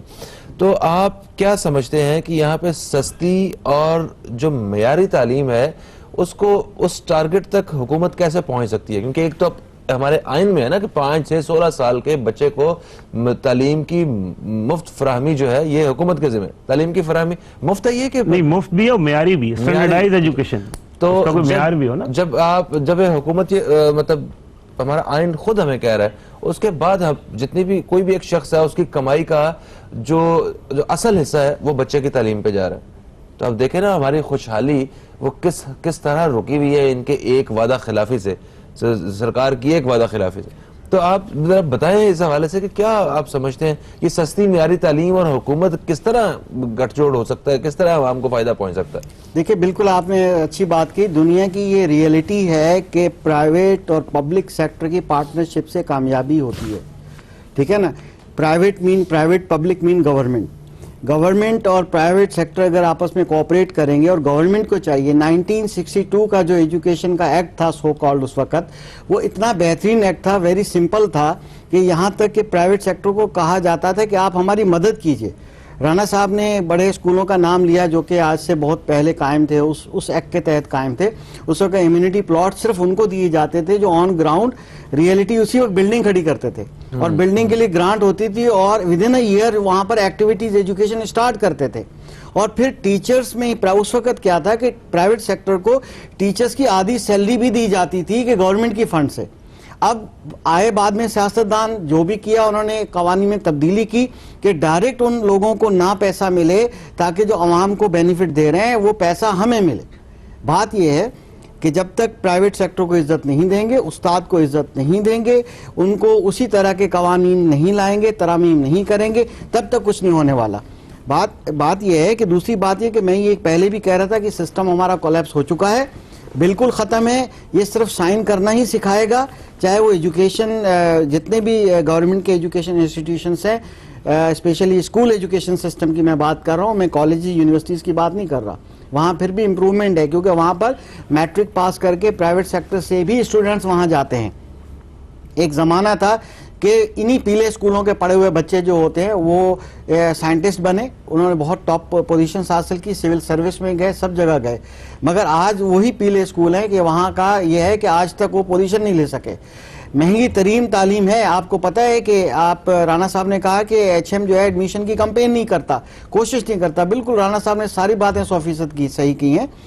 अब हाल ये है कि 5,000 से ज़्यादा गवर्नमेंट स्कूल के स्टूडेंट पे कॉस्ट आती है गवर्नमेंट की, बाज़ स्कूलों में बहुत ज़्यादा आती है। मैं ऑन एवरेज कह रहा हूँ। सिटी फाउंडेशन की बात की या दूसरे इस तरह के बहुत से दूसरे इदारे हैं, इनको वो आराम से 2,000 रुपये में इनको गवर्नमेंट को एजुकेशन, गवर्नमेंट के इंस्टीट्यूशंस को ले लें, वो बिल्डिंग्स उनको हवाले कर दें, गवर्नमेंट सिर्फ उनको 2,000 रुपये पर चाइल्ड दे दे, ठीक है। और जैसे एजुकेशन फाउंडेशन ने भी छोटी मोटी एक्टिविटीज़ की थी, अब यकीन कीजिएगा हमारा पढ़ा लिखा पाकिस्तान बनेगा। रही बात, मैंने स्टेम एजुकेशन की बात की थी, ऐसी एजुकेशन जो कैंसर्टिक लर्निंग के साथ हो, प्रैक्टिकल बच्चा कुछ करे, और नहीं करे तो स्किल्ड तो हो, हुनरमंद पाकिस्तान तो बने। देखिए कुछ चीजें तो अख्तर साहब गवर्नमेंट के हाथ में है ना। जैसे मिसाल के तौर पे बर्थ रजिस्ट्रेशन की वजह से गवर्नमेंट स्कूल में दाखिला नहीं हो रहा, पैदाइशी सर्टिफिकेट की वजह से, तो पूरे मुल्कों ने फ्री कर दिया, आप भी फ्री कर दें। क्या ये बर्थ कार्ड, बर्थ रजिस्ट्रेशन, वो तो आप तो ऐसे काम कर रहे हैं। नहीं हम तो चलो मैं कह रहा हूँ हम कितना, हम 5,000 बच्चों तक पहुंच पाएंगे, या रानी साहब मैं मिलके हम 10,000 तक पहुंच जाएंगे। लेकिन जब रियासत उसको फ्री करती है तो फिर तो वो सिंध के 66 लाख बच्चों तक पहुंच पाएंगे ना। तो बच्चे स्कूल जाने की उम्र को स्कूलों से बाहर है। बुनियादी तालीम देखें, प्राइमरी स्कूल में बगैर बर्थ सर्टिफिकेट के बिल्कुल इंटरनेशनल रियलिटी है। बाज ऐसी जगहों पे जहां हंगामी बुनियादों पे तालीम पे काम किया गया, लिटरेसी पे काम किया गया, प्राइमरी पे काम किया गया। फाउंडेशन का जो बजट है फहीम भाई, इतनी करप्शन की नजर होता है, सिंध एजुकेशन फाउंडेशन ही बर्थ रजिस्ट्रेशन बना दे सबके, without birth certificate primary school में एडमिशन दे देना चाहिए, ताकि लिटरेसी तो कायम हो। अगर वो गरीब गुरबा नादरा से बर्थ सर्टिफिकेट या यूनियन काउंसिल से नहीं बना सकते, बल्कि वहां वन विंडो सिस्टम होना चाहिए, उनकी हेल्प करनी चाहिए, HM उसकी हेल्प करे, बल्कि वहां काउंटर बन जाना चाहिए UC का। जो UC बर्थ सर्टिफिकेट बनाती है उसका एक विंडो वहां कायम कर दी जाए उस स्कूल के अंदर। बहुत आसान है। If there is will there is way. अच्छा आइडिया है। If there is will there is way. बात यह है कि करना नहीं चाहते, करना नहीं चाहते। प्राइम मिनिस्टर हमें ये खबर दे रहा है कि 2.5 करोड़ बच्चे बाहर हैं। भाई खबर ना दो, प्राइम मिनिस्टर हुक्म दे कि 2.5 करोड़ बच्चे जो बाहर हैं इनके birth certificate prime minister house से बनेंगे। मैं आज आपको फ्री की तरह, मैं आज आपको फ्री के, मैंने बड़े फ्री के आइडियाज दिए हैं, कोई बजट नहीं लगती, मगर वो कहते हैं ऐसा आइडिया दे जिसपे पैसा, बजट का मामला हो। मैं आपको आज बताऊं तो UC के अंदर कितने गवर्नमेंट स्कूल्स होते हैं? 10, 12, 15, 20। मैं कहता हूं कि UC के उस क्लर्क को 2 क्लर्क की ड्यूटी लगा दी जाए कि मंडे को आपने फला गवर्नमेंट स्कूल में जाके बैठना है, ट्यूसडे को फला गवर्नमेंट स्कूल में बैठना है, उस दिन वही बर्थ सर्टिफिकेट उसका बने। बात यह है कि करना नहीं चाहते। मैंने एक आइडिया दिया था, मुझे 2 जुमला कहना दीजिए सर, 2 जुमले कहने दीजिए। मैंने कहा था कि प्राइवेट स्कूलों की बजाय इन पर डंडा उठाने के, उस्ताद की इज्जत खराब करने में, आप 5% की और इसकी सारी जून जुलाई की फीसों की बात करने के, आप प्राइवेट स्कूल को मिन्नत कीजिए कि आप हमें टीचर एक्सचेंज प्रोग्राम दें। आप हमें 1 मिनट सर, बड़ा इंपॉर्टेंट बात है, पब्लिक को पता चलनी चाहिए आपको सर। कि एक प्राइवेट स्कूल का टीचर गवर्नमेंट स्कूल में जाए 1 साल के लिए डेपुटेशन पे, और गवर्नमेंट स्कूल का टीचर उस प्राइवेट अच्छे स्कूल में जाए और वहां उस माहौल से कुछ सीखे, कोई ट्रेनिंग हासिल करे। क्योंकि और प्राइवेट जो स्कूल जाएगा, वहां पर प्राइवेट टीचर जाएगा, वो वहां पर जाके कुछ माहौल को बेहतर करे। सही, ये बहुत अच्छा आइडिया है। Thank you so much Akhtar Rai साहब, आप तशरीफ लाए। राना साहब, आपका भी बेहद शुक्रिया, आप तशरीफ लाए। इस मौजू पे बात अभी होती रहेगी। हम एक वक्फे की तरफ बढ़ रहे हैं। वक्फे से जब वापस आएंगे तो हमारे साथ कुछ और मेहमान भी मौजूद होंगे। हम उनसे भी राय और तजावीज लेंगे कि किस तरह इस मामले को बेहतरी से हल किया जा सकता है। कहीं मत जाइए। वेलकम बैक, आप देख रहे हैं न्यूज़ कैफे। मैं हूं फहीम अब्बास और प्रोग्राम के दूसरे हिस्से में दाखिल हो चुके हैं, जहां पे हम अपने उसी मौजू पे बात करेंगे और अपने मेहमानों से इसी हवाले से बात करेंगे कि यकसा तालीमी निज़ाम के हवाले से, और तालीम सबका हक, ये है हमारा आज का मौजू। और इस मसले पे किस तरह काबू पाया जा सकता है और हुकूमत और अवाम किस तरह मिल के पाकिस्तान में इस मसला तालीम को हल कर सकते हैं, इस बारे में बात करेंगे। अपने मेहमानों का फिर से मैं तारुफ करवाता हूँ। मेरे साथ जो मेहमान मौजूद है, सबसे पहले जिन मेहमान शख्सियत का मैं तारुफ करवाऊँगा, ये एक माहिर तालीम है, उसके साथ साथ ये मुख्तलिफ किताबों की मुसन्निफ़ा हैं और तालीम के शोबे में ये अपनी ज़िम्मेदारियाँ भी सर अंजाम दे रही हैं। हमारे साथ मौजूद है डॉक्टर किरण हाशमी साहिबा। हम आपको खुश आमदीद कहते हैं। अस्सलाम वालेकुम। वालेकुम अस्सलाम। कैसी हैं किरण साहिबा? बिल्कुल ठीक ठाक, अल्लाह का लाख लाख शुक्र। माशाल्लाह। और मेरे साथ जो दूसरे मेहमान हैं, ये एक समाजी कारकुन हैं, तजियाकार हैं और सहाफ़ी हैं, जनाब हमीद भुट्टो साहब। आपको भी हम खुश आमदीद कहते हैं। अस्सलाम वालेकुम। मेहरबानी, सबको मेरा सलाम। साहब ठीक ठाक है? अल्लाह का करम है, जबरदस्त। आज का टॉपिक भी माशाल्लाह आपका जबरदस्त है। माशाल्लाह माशाल्लाह। डॉक्टर किरण साहिबा जी, देखिए, हमने प्रोग्राम के पहले हिस्से में हमने मुख्तलिफ पहलुओं पे बात की है, तो यकसा तालीमी निज़ाम के हवाले से भी हमने बात की कि जब ये सरकार नई नई आई थी तो उस वक्त आने के कुछ महीने बाद यकसा तालीमी निज़ाम के हवाले से एक खबर आई थी जो वज़ीर तालीम साहब ने दी, और उस पर हम तवक्को कर रहे थे, अवाम तवक्को कर रही थी कि ये जो काम किया जा रहा है ज़रा जल्द इसके रिजल्ट सामने आएंगे।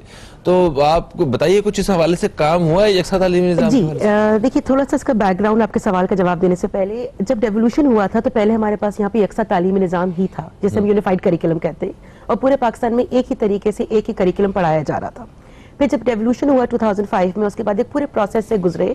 अब तमाम प्रोविंसेस ने अपनी कैपेसिटी की बेसिस पे, अपने स्टूडेंट्स की नीड की बेसिस पे और अपनी रिक्वायरमेंट्स की बेसिस पे करिकुलम डिजाइन किया।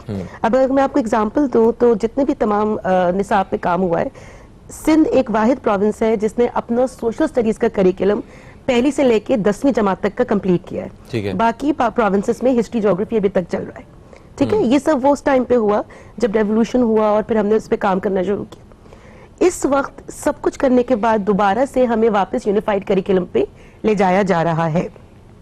प्रोविंस ऑफ सिंध का अभी भी गवर्नमेंट का खास तौर पे ये स्टैंड है कि हम इतनी मेहनत कर चुके हैं, इतने काम कर चुके हैं, किताबें लिख चुके हैं, करिकुलम कर चुके हैं, तो यूनिफाइड करिकुलम हमारे पर्पसेस को मीट नहीं करता। फिर भी फेडरल गवर्नमेंट की तरफ से एक बहुत पुश है, तो उसकी मीटिंग्स पिछले 3 महीने से लगातार, ये प्रोसेस अक्टूबर से स्टार्ट हुआ है। इस वक्त रिव्यू का प्रोसेस सिंध में जो उन्होंने यूनिफाइड बना के बेचा है पहले से 5वीं तक का, वो मुकम्मल कर लिया गया है। ठीक है। उसकी बेसिस पे जो रिजर्वेशंस थे, जो फीडबैक था, जो इनपुट था, वो रिकॉर्ड कर लिया गया है। अब हम आगे वेट कर रहे हैं कि उसको आगे कैसे लेकर जाना है। ठीक है, तो ये अपना इस तरह की जब पॉलिसीज बनने लगती हैं या काम हो रहा होता है, तो उसमें इतनी देर क्यों हो जाती है कि वो जब मतलब आवाम फल का इंतजार करते करते करते करते वो दरख्त ही कट जाता है, 5 साल पूरे होते हैं, नई गवर्नमेंट आ जाती है। थोड़ा सा पॉलिसीज का अगर आप यहाँ पे देखें तो हमारी सिर्फ स्ट्रक्चर ये है कि प्रेशर बहुत होता है, पॉलिसीज बनती हैं, अपने टाइम पे बनती हैं, इश्यूज आते हैं जब हमें उसे इम्प्लीमेंट करना होता है। इम्प्लीमेंटेशन के इश्यूज की वजह से जो आपका डॉक्यूमेंट है वो असल मानों में इम्प्लाई नहीं हो पाता। ये हमारा मसला है। अगर आप देखें, जब से ये गवर्नमेंट आई है, पॉलिसीज बनी है, 2019 की पॉलिसी बन गई है, वो तैयार है, करिकुलम पे काम हो रहा है, पहले भी हो रहा था, अभी भी हो रहा है। इम्प्लीमेंटेशन का जब तक टाइम आता है, जब तक एडवोकेसी होती है, पॉलिसी की भी तो स्टेजेस है ना, तो जब तक हम एडवोकेसी किसी के स्टेज पे पहुंचते हैं स्टेक होल्डर्स के साथ, तब तक उनका टाइम कंप्लीट हो जाता है। और जैसे ही वो एडवोकेसी होने के बाद वो नोटिफाई होती है, इम्प्लीमेंटेशन का टाइम होता है, गवर्नमेंट के 5 साल कंप्लीट हो जाता है। देखिए, ये लॉन्ग टर्म प्रोसेस है। देखिए, ये एक दिन में एक कमरे में बैठ के पॉलिसीज नहीं बन पाती हैं, तो इसलिए उसके प्रोसेस में हम हमेशा एज एजुकेशनिस्ट ये कहते हैं कि जो पॉलिसीज पहले बनी है उसी को आप आगे लेकर चलें, ताकि वो अपने ड्यूरेशन तो कंप्लीट करें ना। आप उसको देखें, उसकी इंप्लीमेंटेशन देखें, फिर एग्जीक्यूशन के बाद उसको फॉलो अप करें, उसकी इवैल्यूएशन करें, फिर आप सेकंड पे जाएं। हमारे यहाँ ये प्रोसेस जो है वो बीच में टूट जाता है, ये मसला होता है, इस वजह से हमारा काम आगे नहीं बढ़ पाता। ठीक है, और अभी भी तकरीबन वही सिलसिला चल रहा है, वही प्रोसेस है या कुछ डिफरेंट है? देखिए अभी प्रोसेस थोड़ा सा ये है कि जरा सा ज्यादा स्मूथन है, बहुत तरीके से उसको हम लेकर चल रहे हैं। बस बात फिर वही सारी की सारी वही है कि हमें जो पिछला करिकुलम था हमने इतनी मेहनत से बनाया, एग्जीक्यूट किया, इम्प्लीमेंट किया, अब हम उसको वैल्यूएशन की स्टेज पे पायलटिंग करने के बाद आए, तो अब हमें यूनिफाइड पे वापस भेजा जा रहा है।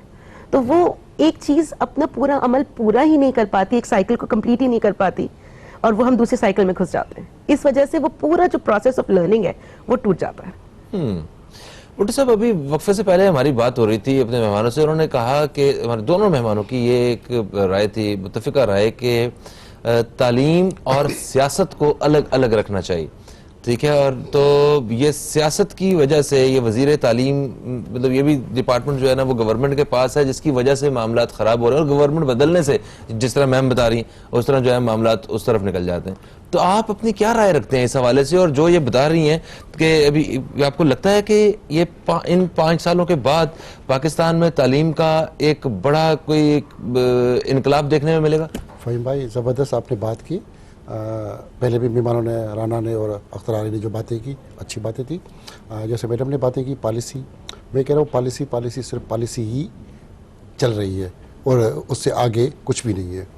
सिर्फ पॉलिसी के ऊपर पॉलिसियाँ बनेंगी, मीटिंग्स और मीटिंग होगी। अभी भी अगर चलिए असिस्टेंट सेक्रेटरी, क्योंकि 18 तरमीम के बाद तालीम आपकी है और हेल्थ और बाकी बहुत सारी चीज़ें सब सूबाई बुनियादी हक है, जो आपका सूबाई हुकूमत के हवाले है। नसाब के अंदर आपका गवर्नमेंट का अलग नसाब है, प्राइवेट स्कूल्स का अपना है, और जो बाहर की स्कूलों की चेन है उनका अपना निसाब है। उसको अगर कोई चेंज भी करना चाह रहा है तो नहीं कर पा रहे, क्योंकि एक निसाब हमारे पास चल ही नहीं रहा।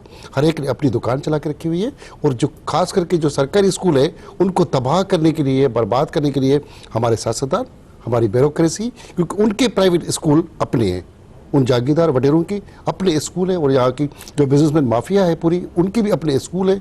वो जिस तरह चाहते हैं अरबों रुपए के यहाँ से कमा रहे हैं, और अरबों रुपए सिंध गवर्नमेंट के और बाकी पंजाब और KP के सबकी बजट है अरबों रुपए।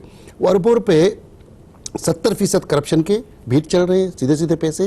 और यहाँ तक के आपने जब इलेक्शन करनी होती है तो आपने टीचर को जाके खड़ा कर देते हैं, जी आपके सारे मामलात टीचर देखेंगे, आपका स्कूल का हेडमिस देखेगा। तो वो पूरे के पूरी मदार MPA का वहाँ के मास्टरों पे ऊपर होता है, टीचर्स के ऊपर होता है, सिर्फ सरकारी टीचर्स हैं।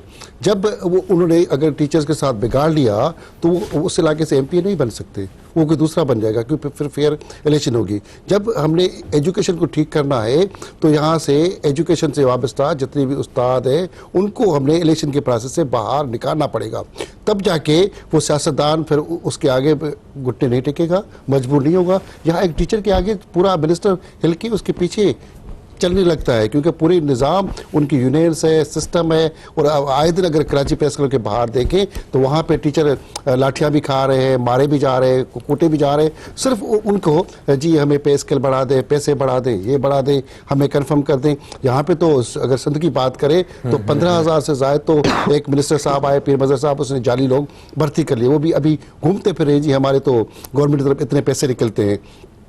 कोई पॉजिटिव काम भी है, ऐसा नहीं है कि नहीं है। जैसे USAID ने सैलाब मुतासिर जो इलाके थे उसके लिए स्कूल बनाए, वो अगर इमारतें देख लें तो शानदार इमारतें बनी हैं, क्योंकि उसके पीछे USAID थी, एक मॉनिटरिंग थी, आगा फखर हुसैन बैठे हुए थे, आजकल डॉक्टर मुश्ताक सुमर हुए, वो देख रहे हैं चीज़ें, अच्छी भी चीज़ें हैं। उससे पहले अगर सरदार शाह सिंध के एजुकेशन के मिनिस्टर बने, उसने सिर्फ टीचर्स को ठीक करने के लिए, उनकी ट्रेनिंग्स के लिए काम किया, तो 2 दिन के बाद जब उसने एक्शन लिया और लोगों के ऊपर छापे मारे, स्कूलों में विजिट किया और अपनी बच्ची को जाके हैदराबाद के सरकारी स्कूल में दाखिल करवाया, तो पता चला उसकी छुट्टी हो गई, वजारत उसकी चली गई। जी हाँ, ये वो खामोशी से वो आके घर बैठ गया कि मुझे काम नहीं करने दिया गया। ऐसे ही काजी शाहिद परवेज थे, सेक्रेटरी थे, वो कुछ करना चाहते थे तो उसको इन टीचरों ने मिली भगत करके ऐसे सेक्रेटरी एहसन मंगी को लाया है जिसकी कभी कोई सेक्रेटरी रहा ही नहीं। एजुकेशन जैसे डिपार्टमेंट जो बड़ा डिपार्टमेंट है, वहां पे आप नए बंदे को जो आम कभी किसी डिपार्टमेंट डीजी और नॉर्मल साइड पोस्ट पे लगा रहा, खड्डे लाइन टाइप के एक पोस्ट है, वो उसने जब से वो चार्ज लिया है एहसन मंगी ने, उसने अपनी ऑफिस का दरवाजा ही नहीं खोला पब्लिक के लिए। वो टीचर, हेडमास्टर, प्रिंसिपल सारे धिक्के खा रहे, उसके दरवाजे पे खड़े, वो किससे मिलता नहीं। वो बताया जाता है जी पॉलिसी मीटिंग हो रही है, और पूरे अभी जब कोई 5-6 महीने से उसकी मीटिंगें खत्म नहीं हो रही, लोगों से मिलने के लिए तैयार नहीं हो रहा, और वो कहते हैं जी ये तो बड़ी मीटिंगें चल रही हैं और मीटिंग से आगे, पॉलिसी से आगे नहीं। और उसके अंदर नेब ने इंक्वायरी शुरू कर दी है करप्शन की और जो चोरियों की। और यहाँ कराची के अंदर तो जुल्म ये हुआ है कि आपके 150 से ज्यादा स्कूल जो है वो मिली भगत करके बिल्डर माफिया के साथ वो बेच दिए गए। वो जी सरकारी स्कूल 100 से ऊपर सरकारी स्कूल वो बिक गए, वो बिल्डिंगें बन गई। वो जी उन्होंने क्या किया, उसमें आपकी कोर्टी, आपके वकील, ये सब मिलके जी, ये तो हाँ हमारी पर्सनल, मेरे दादा ने ये जो स्कूल की प्रॉपर्टी मेरे परदादा ने उससे दी। वो कहाँ से आई कि कुछ भी नहीं, जाली यहाँ के रेवेन्यू के लोगों ने डॉक्यूमेंट्स बनाए, वो जाके पूरी की बिल्डिंग उन्होंने तोड़ दी, वो स्कूल खत्म हो गए। और जो दूसरा जुल्म स्कूलों के अंदर आपके बड़े शहरों के अंदर हो रहा है वो ये है कि एक ही स्कूल के अंदर आपने 3 स्कूल कर दिए बजट खाने के लिए। 3 स्कूल किस बुनियादों पे चलने चाहिए, सुबह की शिफ्ट, दोपहर की शिफ्ट, ये शाम की शिफ्ट, ये सारा जुल्म उसके लिए हेडमास्टर, फिर अमला, ये चीज़ें। और इस किसी भी सरकारी स्कूल में चले जाए कराची के अंदर तो वहाँ पे आपको उसके लिए पियोन नहीं मिलेगा, कोई आपको सफाई करने के लिए सफाई करने वाला बंदा नहीं मिलेगा, और बच्चों से वो काम कराए जाते हैं। और यहाँ की इतने मसाइल हैं, क्योंकि हमें इत्फाक से रोटरी का भी असटन कर दूँ तो हमने भी कोई 100 स्कूल गोद लिए हैं, वहाँ जाके देखते तो ये मसाइल, ये खाकरोब नहीं आ रहा, वो नहीं आ रहा उनके पास, उनकी चीखें। और तनख्वाह देख ले, सबसे पहले जो होती थी तनख्वाह जी टीचर्स को मिलती नहीं है, उसकी तनख्वाह बढ़ गई। एक टीचर 1-1 लाख 1.5 लाख तनख्वाह ले रहा है, कम से कम भी कोई सरकारी टीचर की, सरकारी स्कूल की मैं बात कर रहा हूँ। वहीं अगर प्राइवेट स्कूल की बात कर लें, वहीं प्राइवेट स्कूल की बात कर लें किसी गली महल्ले की, तो एक टीचर की तनख्वाह 3000 रुपए। वो पढ़ाने के लिए जो सर 1 लाख 1.5 लाख 2-2 लाख रुपए सैलरी ले रहा है, वो पढ़ाने के लिए तैयार नहीं। वही टीचर सुबह की शिफ्ट वाला आपकी दोपहर की शिफ्ट किसी प्राइवेट स्कूल में पढ़ा रहा है, शाम की स्कूल में या किसी अस्पताल में वहाँ के नर्सिंग का काम कर रहा है, कोई अपना दुकान खोल के बैठा है। पैसे कमाने हैं, 2 घंटा 3 घंटा भी नहीं पढ़ाना। और अभी तो लोग तो वीज़े पे बाहर चले जाते थे सारे, आपकी कनाडा, अमेरिका, सऊदीया में हज़ारों टीचर आपके जाके वहाँ बैठ के थे, उनको कहते जी वीज़ा पे चले गए। उन्होंने 50% 50,000 रुपये सैलरी में वहाँ के सिर्फ किसी ऑफिस सुपीरियर को दे देनी थी। तो ये सारे मसाइल जब ख़त्म, अब क्या हुआ है कि उन्होंने ऑनलाइन सिस्टम किया तो वो टीचर वापस तो आ गए, वो जाके थंब लगाते हैं, फिर वो थंब लगाने आते हैं, फिर पढ़ाना उन्होंने नहीं, सिर्फ पैसे लेना है, यहाँ पैसे लेने। और जो स्कूल बनाने वाले, जैसे मैंने बात की, स्कूल जितने भी बनते हैं उनके अंदर वॉशरूम नहीं मिलेगा, पानी फिल्टर प्लांट नहीं मिलेगा, लोगों को मायूस किया जाएगा, बच्चों की तालीम की वो तवज्जो नहीं है, फर्नीचर नहीं है। अभी भी कराची जैसे बड़े कराची जैसे खस्ता हाल की, और कराची जैसे शहर की अगर मैं बात कर लूँ, वहाँ पे भी अभी ऐसे स्कूल है जहाँ पे फर्नीचर नहीं है, बच्चे आपके ज़मीन बैठे हैं। बाकी अगर मैं इंटीरियर सिंध और बाकी बलूचिस्तान की बात कर ले और पंजाब के बहुत सारे, अब सराइकी बेल्ट की मैं बात करूं तो वहां पे भी स्कूलों की बिल्डिंगें खस्ता हाल में, आपको पक्खे नहीं मिलेंगे, सफाई के लिए कोई छोटी 50 रुपए की डस्टबिन नहीं मिलेगी। तो ये मसाइल मौजूद है, इसको ठीक करने के लिए जैसे आपने कहा ना, वो ज़रूरत है कि सियासत में टीचर्स की जो इन्वायरमेंट है वो ख़त्म करनी पड़ेगी। बहुत सारे टीचर आपके सहाफ़ी बने बैठे हुए, प्रेस क्लबों के सदर बने बैठे हुए, इंटीरियर सिंध में, बाकी इंटीरियर पंजाब चले जाए, बलूचिस्तान में चले जाए तो आपको बलूचिस्तान में 90% सहाफ़ी आपको सारे टीचर ही मिलेंगे। तो ये आपकी हालत होगी, तब वो फिर इस तरह करेंगे। बहुत सारे एंकर्स हमारे वो टीचर हैं, बहुत सारे हमारे प्रोफेसर, मतलब उन्हें कहीं ना कहीं जॉब है, उनकी सरकारी जॉब है, यहाँ से आके उल्टा अपनी वो बड़े बड़े मंजन बेच रहे हैं, मगर तालीम को ठीक नहीं करनी और दूसरों को ठीक करने के लिए जी फरिश्ते बन के चल रहे हैं। तो ये जब मुल्क के अंदर इंक्वायरी नहीं हो रही, एक अभी कोई 650 सिंध के अंदर बात कर ले, सिंध में अगर 650 लोगों की लिस्ट है, सरदार शाह ने अनाउंस कीजिए 650 लोग सरकारी टीचर है, और ये जाके आपके मीडिया में यहाँ पे ये पे उसके ऊपर भी केस चल गया कि जी हमारे नाम कैसे तुमने ले लिए। तो वो इतने पावरफुल अखबारें, पावरफुल चैनल्स के अंदर बैठे हुए, उन्होंने तो सरदार शाह की ऐसी की बैंड बजाई कि वो जी सरदार शाह ने की जरूरत कैसे कर लिया, हमारा नाम ले लिया। तो यहाँ पे ऐसे भी है। और एक वो जो साबका करप्शन का चैंपियन मिनिस्टर था पीर मजहर, तो उसने भी थोड़ी जरूरत की, तो आज तो वो घर बैठा है, कोई MP भी नहीं बन पा रहा, उसका बेटे वो दरबदर भी चला, उसे तो करप्शन की उसका भी वो अजाब कुदरत की तरफ से भी भुगत रहा है। मगर उसने भी एक बार जरूरत कर ली, कुछ लोगों के नाम लिए कि जी ये, क्योंकि उन्होंने सिर्फ वही सहाफ़ी जो इसके साथ पैसे ले रहे थे, मिलके उनको कहा ये ड्यूटी कर लो, ड्यूटी पे इनके झगड़े स्टार्ट हो गए। तो यहाँ पे करप्शन इंतहा पे है। पॉलिसी और मीटिंग्स को मैं नहीं मान रहा। यहाँ पे आपको सियासत और एजुकेशन को बिल्कुल एक इलेक्शन अलग कमीशन करना ही ने होगा। अलग करना ही होगा। नहीं करना होगा तो पाकिस्तान में 5 साल क्या 50 साल 100 साल तक भी एजुकेशन ठीक नहीं हो सकती। सही। कॉलर हमारे साथ है, शामिल करेंगे। अस्सलाम वालेकुम जी, कौन है हमारे साथ?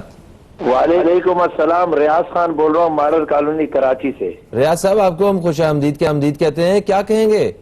फहीम भाई मुझे जरा सा 2 मिनट दीजिएगा, क्योंकि ये बात यह है कि बिल्कुल सही कहा इन भाई ने। मेरे इलाके जिला कोरंगी मलीर में, मलीर का दिल है मॉडल कॉलोनी, यानी मॉडल कॉलोनी एक बहुत बड़ा और बहुत अच्छा इलाका है। लेकिन अयूब खान के जमाने में मुफ्ती साहब ने एक स्कूल डोनेट किया और काफी बड़ा स्कूल है, हजारों गज के, मतलब बहुत बड़ा स्कूल है। उसके अंदर प्ले ग्राउंड क्रिकेट का भी है, फुटबॉल का भी है, 2 बिल्डिंग है। अलमिया ये है कि उसका मेन गेट नहीं है, उसका मेन गेट टूट गया है। और अपना कहते हैं हर आदमी शाम में स्कूल के टाइमिंग में ड्राइविंग स्कूल बना हुआ होता है, लोग वहां पे गाड़ियां चला रहे होते हैं। अभी एक नई हेडमिस्ट्रेस आई है दूने सिंध से, उन्होंने आके जो वर्क्स डिपार्टमेंट ने एक बिल्डिंग तोड़ दी थी और उस पर नई बिल्डिंग स्टार्ट की थी। पिछले 8-10 साल से वो उसी तरीके से पड़ी हुई थी। वो उसको अपनी मदद आपके तहत उन्होंने स्टाफ ने आपस में मिलके कुछ और मुखैराजात ने इसमें इमदाद करके उसको तालीम के काबिल बनाया। सबसे बड़ा मसला वहां पे, जो सबसे बड़ा मसला है वो ये है कि वहां पे फर्नीचर बराए नाम है, मैंने दे दिया आपने दे दिया, यूं करके थोड़ा थोड़ा करके हो रहा है। छत जो है वो पुरानी बिल्डिंग जो बाबा के जमाने की बनी हुई थी, अयूब खान बाबा के जमाने की, वो उसका छत जो है वो गिरने शुरू हो गई है। किसी भी टाइम किसी बच्चे पे छत का कोई ना कोई चीज गिर जाती है, अल्लाह ताला किसी बड़े हादसे से बचाए। थर्डली ये कि जी अल्लाह अल्लाह करके अभी वॉशरूम जो है वो 2-3 बन गए हैं। वॉशरूमों की सफाई जिस तरह ये साहब ने कहा, एक प्यून है, एक सफाई वाला है, वो उस बिल्डिंग में करे या इस बिल्डिंग में करे, इतनी बड़ी बड़ी बिल्डिंग है। कल मैंने देखा तो उसका अपना चौकीदार जो है वो लगा हुआ सफाई कर रहा था। क्या डिपार्टमेंट के पास कोई स्वीपर नहीं है? ग्राउंड के अंदर जो है वो जो अपने कहते हैं वर्क्स डिपार्टमेंट ने वो जो तोड़ा था वो वहां पे साइड पे मलबा फेंक दिया है। वो मलबा वर्क्स डिपार्टमेंट ने नहीं उठाया, आज तक पड़ा हुआ है। उसके पीछे नशई बैठे हुए होते हैं, नशई उसके ऊपर बैठ जाते हैं, साइडों पे बैठे होते हैं। इसके अलावा जो है मेरी वहां के मोहल्ले वालों से रिक्वेस्ट है कि वहां कचरा ना फेंके। उन्होंने कचरा कुंडियां बनाई हुई हैं। मेरी डीएमसी से गुजारिश है कि वो हमारे यूसी को जो है कचरे की गाड़ियां प्रोवाइड करें कि कचरा वहां से उठे। थर्डली जो मैं फहीम भाई किसी टीम को वहां के अब तक की किसी टीम को भेजे, मैं आपको अपना नंबर दे देता हूं, मेरा नंबर कैन में आप ले लें रिकॉर्डिंग के बाद, बेशक वो मेरा ले ले, लेकिन वहां पे टीम भेजे।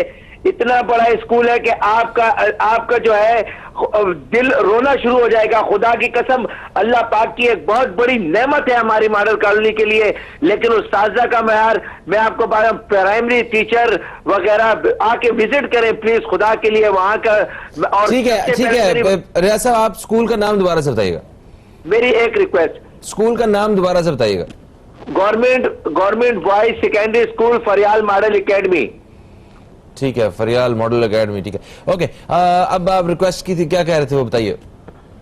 मैं रिक्वेस्ट मेरी ये है कि जनाब आला उसका मेन गेट जरूर लगवा दे, क्योंकि हर आदमी अंदर आ जाता है। सेकेंडली मेरी एजुकेशन के मिनिस्टर से रिक्वेस्ट है कि वो जो है अपने जो ये यूसी नाजमीन है या काउंसलर है या वो है, इनको ये इख्तियारात दें कि ये जाके देखें, वजीर तालीम हर वक्त छापे नहीं मार सकता, लेकिन चेयरमैन को इतनी ताकत दे दें कि वो जाके किसी भी उस्ताद के साथ जो नहीं पढ़ा रहा, जो सेटिंग नहीं कर रहा, बच्चों के साथ गलत कर रहा है, उसको उसी टाइम पे पनिश कर सके। ये नहीं कि प्रेस क्लब पे जो जाके मुजाहरे होते हैं, ये मुजाहरे खत्म होने चाहिए, क्योंकि जब बच्चा प्राइमरी का बच्चा हमारा जो है वो सही नहीं पढ़ेगा, अच्छा नहीं पढ़ेगा, तो अच्छा पाकिस्तानी, अच्छा शहरी कैसे बनेगा? एक मेरे घर के दरवाजे के बराबर, मेरी दीवार के बराबर में एक बच्चा इंग्लिश मीडियम में पढ़ता है और मेरा बच्चा जो है वो गवर्नमेंट स्कूल में पढ़ता है। तो गवर्नमेंट स्कूल का म्यार ऐसा होना चाहिए कि वो प्राइवेट वाले स्कूल से टॉप करे। सही, बहुत शुक्रिया रियाज साहब, बहुत शुक्रिया।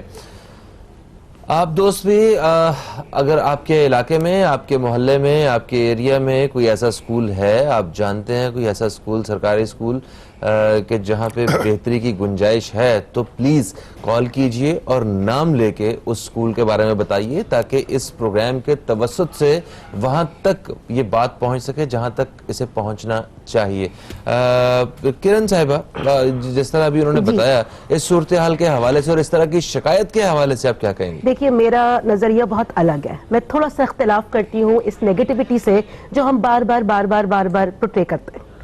मुझे जब मैं अभी भाई की बात सुन रही थी, मुझे समझ नहीं आता कि अगर गेट नहीं है, एक बात कह रही हूँ मैं भी एक शहरी हूँ, कम्युनिटी डेवलपमेंट का कॉन्सेप्ट कहाँ पर है? कचरा कौन फेंक रहा है? जरूरी है कि जो कचरा फेंके तो मैं गवर्नमेंट के ही इदारे को बुलाऊं उठाने के लिए, जब मुझे पता है कि गवर्नमेंट किस कंडीशन में?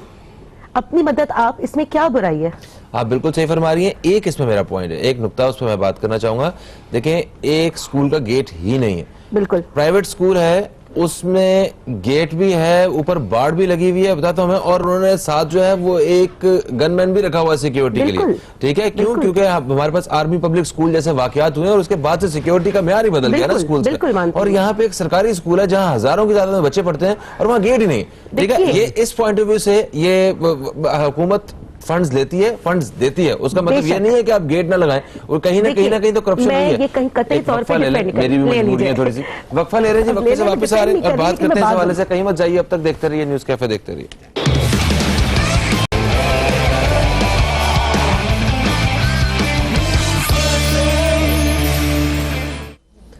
वेलकम बैक, आप देख रहे हैं न्यूज़ कैफे, मैं हूं फहीम अब्बास और तालीम के मसले के हवाले से बात हो रही है। मेरे साथ स्टूडियो में हमीद भुट्टो साहब और डॉक्टर किरण हाशमी साहिबा मौजूद हैं। और वक्फे से पहले एक कॉलर भी हमारे साथ थे, रियाज खान, उन्होंने अपने इलाके के स्कूल के हवाले से बताया, हमने उनकी बात सुनी है। इस बारे में बात करते हैं अपने मेहमानों से, मगर एक कॉलर हमारे साथ होल्ड पे है, इन्हें भी शामिल कर लें, देखते हैं इनकी क्या राय है। अस्सलाम वालेकुम जी, कौन है हमारे साथ? अस्सलाम वालेकुम बेटा, कैसे हो? वालेकुम सलाम, यूसुफ अंकल, मैं बिल्कुल ठीक हूँ, आप खैरियत से हैं? बस आपकी खैरियत की मालूमात वैसे तो टीवी पे तो चलती रहती है, लेकिन मुलाकात का शर्फ हासिल नहीं हो रहा। बहरहाल ज्यादा वक्त नहीं लूंगा, आपके मेहमानों से थोड़ा सा सवाल करना है। जी कि जैसे इतनी तफसील से बात हुई और मेहमान भी आए थे, उन्होंने भी बात करी, जो प्राइवेट या सेमी प्राइवेट स्कूल है उनके दोनों के बारे में तफसील से बात हुई। लेकिन एक बात मैं 10 साल से रो रहा हूँ और 10 साल से कह रहा हूँ कि जो प्राइवेट स्कूल भी खुले हैं और जिसमें तालीम का म्यार तो कम और दिखावे का म्यार ज्यादा है, और लोग पराडों में आते हैं, उनके बच्चे गनमैनों के साथ आते हैं, उसके साथ जब एक आम आदमी अपने डबल नौकरियां करके और किसी तरीके से पढ़ा के निकालता है, तो ना उनको नौकरी मिलती है, ना उनको कोई पोजीशन मिलती है, और वो अपने माँ बाप को कहते हैं कि तुमने हमारे लिए क्या किया। जिस सोसाइटी में उनको मूव कराया वो सोसाइटी तो उनको मिलती नहीं है।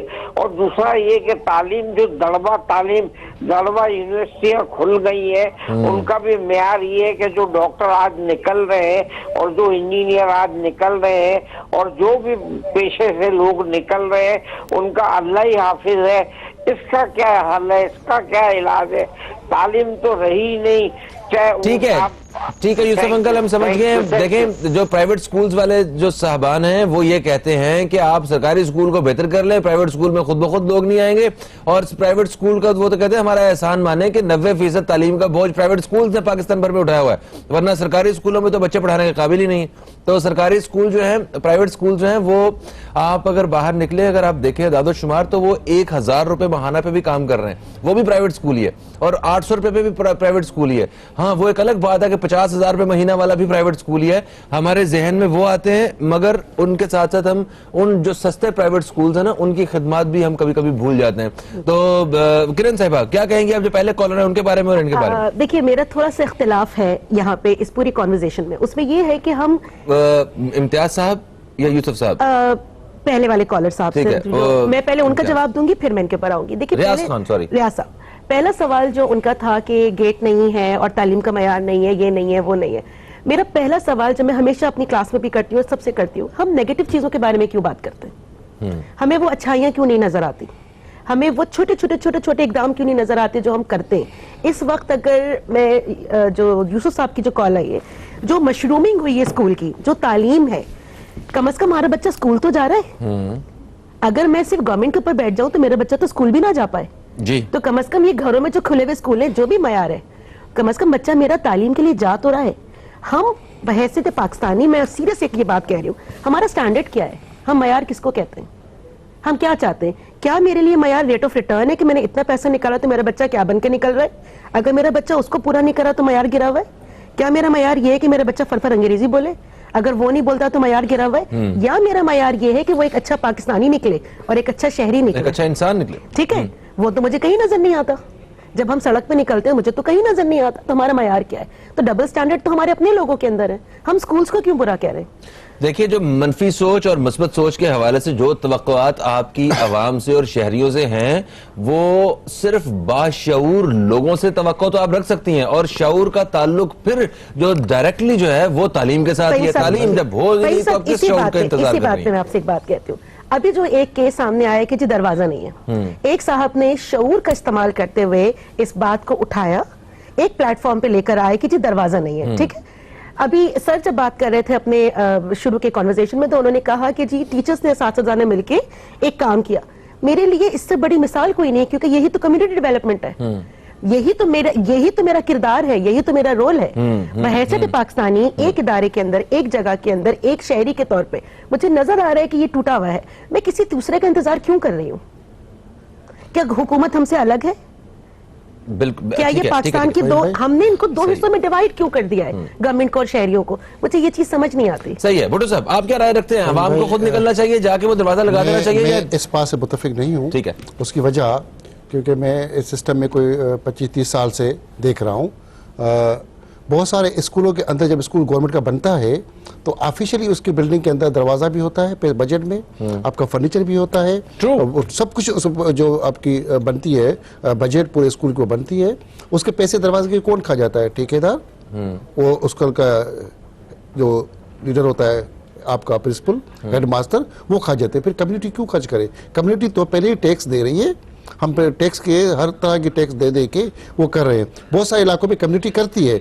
मैंने खुद बहुत सारे स्कूलों के अंदर जाके टीचर्स के साथ मिलकर हमने भी लगवाए, मगर ये काम हमारा नहीं है। हमने एनजीओज के अंदर लोगों से, जो एनजीओज हैं वो भी बहुत सारी करती हैं, मगर ये एनजीओज का कम्युनिटी का काम है कि उसको सुकून से, आसानी से हेल्थ की सहूलत मिले, एजुकेशन की सहूलत मिले, वो जाके स्कूलों के दरवाजे बनवाए। मॉनिटरिंग टीम जो आप कह रहे थे कि हम जाके मॉनिटर किया जाए चीजों को, मॉनिटरिंग टीम भी है। हालत ये है कि जहां पे बहुत सारे इलाकों की, मैं एक सिर्फ गुलिस्तान जौहर की स्कूल की बात कर लेता हूं, वहां के कम्युनिटी के नाम पे अनीसा बुग्यो ईडीओ है, तो उसने जाके क्या कि जी कम्युनिटी की कमेटी बना ली बहुत सारे अपने स्कूलों में। उन लोगों ने क्या किया, आप अगर एयरपोर्ट से इधर राबिया सिटी की तरफ जा रहे हैं, एक स्कूल है जिसको यहाँ पे एक स्कूल है, उसी स्कूल के अंदर कमेटी वाले लोगों ने एक ने अंदर दीवार स्कूल की तोड़ी, फिश की दुकान बन गई, एक ने सब्जी वाले की बना दी, एक ये। फिर ये कम्युनिटी के लोग उसी जगह के छोटी सी काम के चक्कर में अपनी दुकानें बना रहे हैं, उसके फिर लाखों रुपए रेंट लिए जा रहे हैं, वो लोग खुद खा रहे हैं। ऐसे ही यहाँ पे एक थोड़ा सा आगे बलोच स्कूल था जकरी, तो जकरी में उन्हें गेट लगाने के चक्कर में उन लोगों ने जाके अपनी बाहर दुकानें बंद दी, दीवारें तोड़ दी। तो ये मसाइल यहाँ मौजूद है। जैसे मैंने कहा, स्कूल पे बिल्डिंगें बिक जाती हैं। ठीक है, हम इस पे हम बात करेंगे। एक कॉलर मेरे साथ है, उन पे भी बात करते हैं। आपकी इस ये बात के सोसाइटी को जो है वो अपना किरदार अदा करना चाहिए, वो कम्युनिटी जो है वो कम से कम कचरा तो ना फेंके वहाँ पे, अपने जो 4 लोग जो बड़े हैं, जो जिनका कुछ थोड़ा सा एक मतलब वहाँ पे इन्फ्लुएंस होता है, वो कम से कम ये तो कह सकते हैं कि ये जो नशा करने वाले लोग हैं ये अंदर क्या कर रहे हैं, गाड़ियों को जा रही है। अगर गली में मछली की दुकान बन गई है तो ये हुकूमत ने तो नहीं कही ना, ये तो लोगों ने बनाई है। तो ये तो मगर देखिए सरकारी जगह पे अगर आप खिलाफवर्जी हो रही है तो वो हुकूमत का भी काम है। हम कानून को हाथ में क्यों चलो, ठीक है, लेकिन देखिए फिर वही बात, मैं फिर अपने पॉइंट पे वही रहूंगी कि फर्द की इस्लाह, ठीक है, फर्द की इस्लाह बहुत जरूरी है। मैं कितनी करप्ट हूँ, मैं कितनी करप्ट, ठीक है, माशरा कितना, हम हमेशा इल्जाम दूसरों पे क्यों डालते हैं, सेल्फ एनालिसिस क्यों नहीं किया जाता? जी हाँ, मुआशरा फर्द से बनता है। मुआशरा अगर आपने अगर बेहतर करना चाहते हैं तो वो फर्ज जो सबसे पहला बेहतर होगा वो मैं खुद दूंगा, वो हम खुद होंगे, ठीक है। तो इस हवाले से ये भी एक थॉट है ये, और एक्चुअली इसी के ऊपर काम करने की जरूरत है। वो ममालिक जिन्होंने तरक्की की है, वो कौमें जिन्होंने तरक्की की है, वो सोसाइटीज जिन्होंने तरक्की की है, उन्होंने इसका दामन नहीं छोड़ा, मगर इसी के साथ पैरेलल उन्होंने भी करप्शन पर काबू पाया है। और ये अगर बजट मिल रहा है, जो भुट्टो साहब कह रहे हैं कि हर चीज के लिए एक पैसे इशू हुए हैं, बिल्कुल वो पैसे अगर खाए जा रहे हैं तो अवाम अपनी जेब से लगाने से पहले ये भी तो सोचेंगे कि वो भी तो पैसा हमारा इधर टैक्स का जो इधर लगाया किसी ने खा लिया, उसको क्यों नहीं पकड़ रहे। तो मतलब हम तो अपने घर पे रोटी से बैठे हुए हैं, बच्चे का पता नहीं फीसें कैसे बर्दाश्त कर रहे हैं, हम कहां से फंड जो है वो इकट्ठे कर करके और अपने जेब से निकाल के स्कूलों के दरवाजे वेल्डिंग करवाते रहे। खैर जनाब, एक कॉलर हमारे साथ है, शामिल करते। अस्सलाम वालेकुम जी, कौन है हमारे साथ? हेलो अस्सलाम वालेकुम। वालेकुम सलाम जी, कौन है हमारे साथ? मैं इमरान खान बोल रहा हूँ लिया से, पंजाब से। इमरान खान साहब लिया से, आपको खुशामदीद कहते हैं, क्या कहेंगे इमरान साहब? सर हम तो ये बात समझते हैं कि हुकूमत की तरजीह है ही नहीं। ठीक है। अगर इस हुकूमत की या गुज़िश्ता हुकूमतों की अगर ये तरजीह में होता तो सबसे पहले इस पे कानून साजी की जाती कि हमारे जो बच्चे आउट ऑफ स्कूल हैं वो स्कूल में लाजमी दाखिल हों। जी, हालांकि वादे भी किए गए थे इस हवाले से। ठीक है, अब ये तो अब जो हम बातें कर रहे हैं ये फैसिलिटीज के हवाले से कर रहे हैं कि जी कहीं पे दरवाजा नहीं है या सहूलत नहीं है। सबसे पहली चीज तो है कि जो बच्चा जिस चीज के लिए सब चीज हो रही है वो मौजूद है स्कूल में। सही है। हमारी इनरोलमेंट जो है वो सिर्फ कागजों की हद तक है। कितने बच्चे हमारे आउट ऑफ स्कूल फिर रहे हैं, इस बारे में क्यों नहीं हुकूमतें कानून साजी करती? बिल्कुल सही है। सूबाई हुकूमतों को भी चाहिए कि अब 18वीं तरमीम के बाद अब ये उनकी जिम्मेदारी बन चुकी है और फेडरल गवर्नमेंट भी अपनी सतह पे करे कि आप एक लाजमी कानून पास कर दे कि जो बच्चा स्कूल गोइंग एज में है उसका स्कूल में लाजमी दाखिला हर सूरत में वालिदैन की रिस्पॉन्सिबिलिटी है। इस सिलसिले में कानून साजी करें, कोई पेनल्टी डालें, कोई फाइन डालें। सही, ताकि सबसे पहले तो वो बच्चे स्कूल में आए। ये तो स्कूल में आने के बाद के मराहल है ना कि उनको हमने कैसे फैसिलिटेट करना है, क्या उन्हें क्वालिटी एजुकेशन देनी है जब वो है ही आउट ऑफ। जी हाँ, आपने शायद हमारे प्रोग्राम के पहला हिस्सा मिस कर दिया। ये एक कॉलर का एक सवाल था, उसके ऊपर बात हो रही है, वरना हम बात जो है वो तालीम के हवाले से ही कर रहे हैं। यकसा तालीमी निज़ाम से लेके हुकूमत और सियासत और तालीम के शोबों को अलग अलग करने के हवाले से, सरकारी और गैर सरकारी स्कूलों के हवाले से, और मतलब जो ओवरऑल जो शरअ ख़वानगी के हवाले से भी हम आगे बात करने वाले। तो हमारे प्रोग्राम का यही रुख है। आपके पास कोई तजवीज़ है? मेरा ख्याल लाइन ड्रॉप हो चुकी है।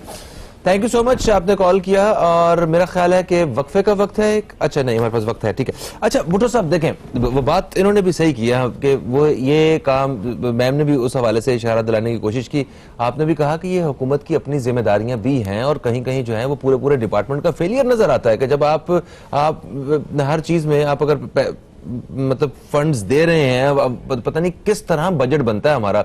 आपको पता है ना कि हम एक गरीब मुल्क से हमारा ताल्लुक है, हमारी मईशत जो है वो तबाही के दहाने पे खड़ी है। उसमें अरबों रुपए अलग करके और वो तालीम के शोबे के लिए मुख्तस करना, ये कोई मामूली बात नहीं है। वो बड़ा हमें पता नहीं किन किन जगहों पे तकलीफ बर्दाश्त करनी पड़ती है, कहां कहां कर्ज लेके अपने मामला चलाने पड़ते हैं, और उसके बाद वो पैसे इस तरह करप्शन की नजर हो जाए या उस जगह तक पहुंचे ना तो हुकूमतों को दुख नहीं होता? फाहिम भाई, हमारी बजट का 23% एजुकेशन में खर्च होता है। अब कितना बड़ा बजट, और ये अरबों की बजट है। अगर मैं खाली आपको सूबों की बात करूं तो पहले सिर्फ एजुकेशन का एक सेक्रेटरी होता था, अब 12 सेक्रेटरी है।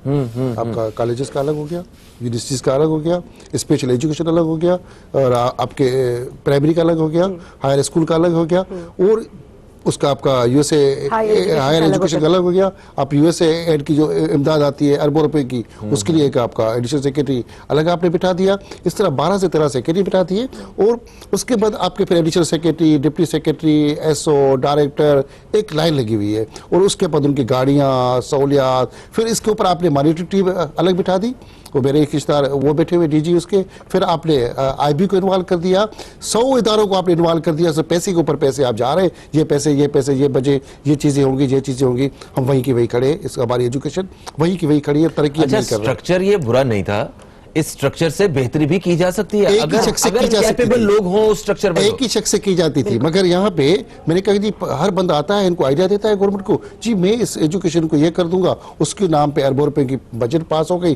फिर वो आके इनकी मीटिंग करता है, 5 साल पूरी हुकूमत गई, नई हुकूमत, नया बंदा आ गया, फिर वो मीटिंगें करता है। जब कुछ करने के लिए आता है तो मेरे मिनिस्टर दोस्त है सरदार शाह ने जबरदस्त काम किया, और उसने जिस तरह पॉजिटिव काम करता रहा, उसने कहा जी यूनिवर्सिटीज और कॉलेज जो प्राइवेट है वो भी एक ही फीस रखें।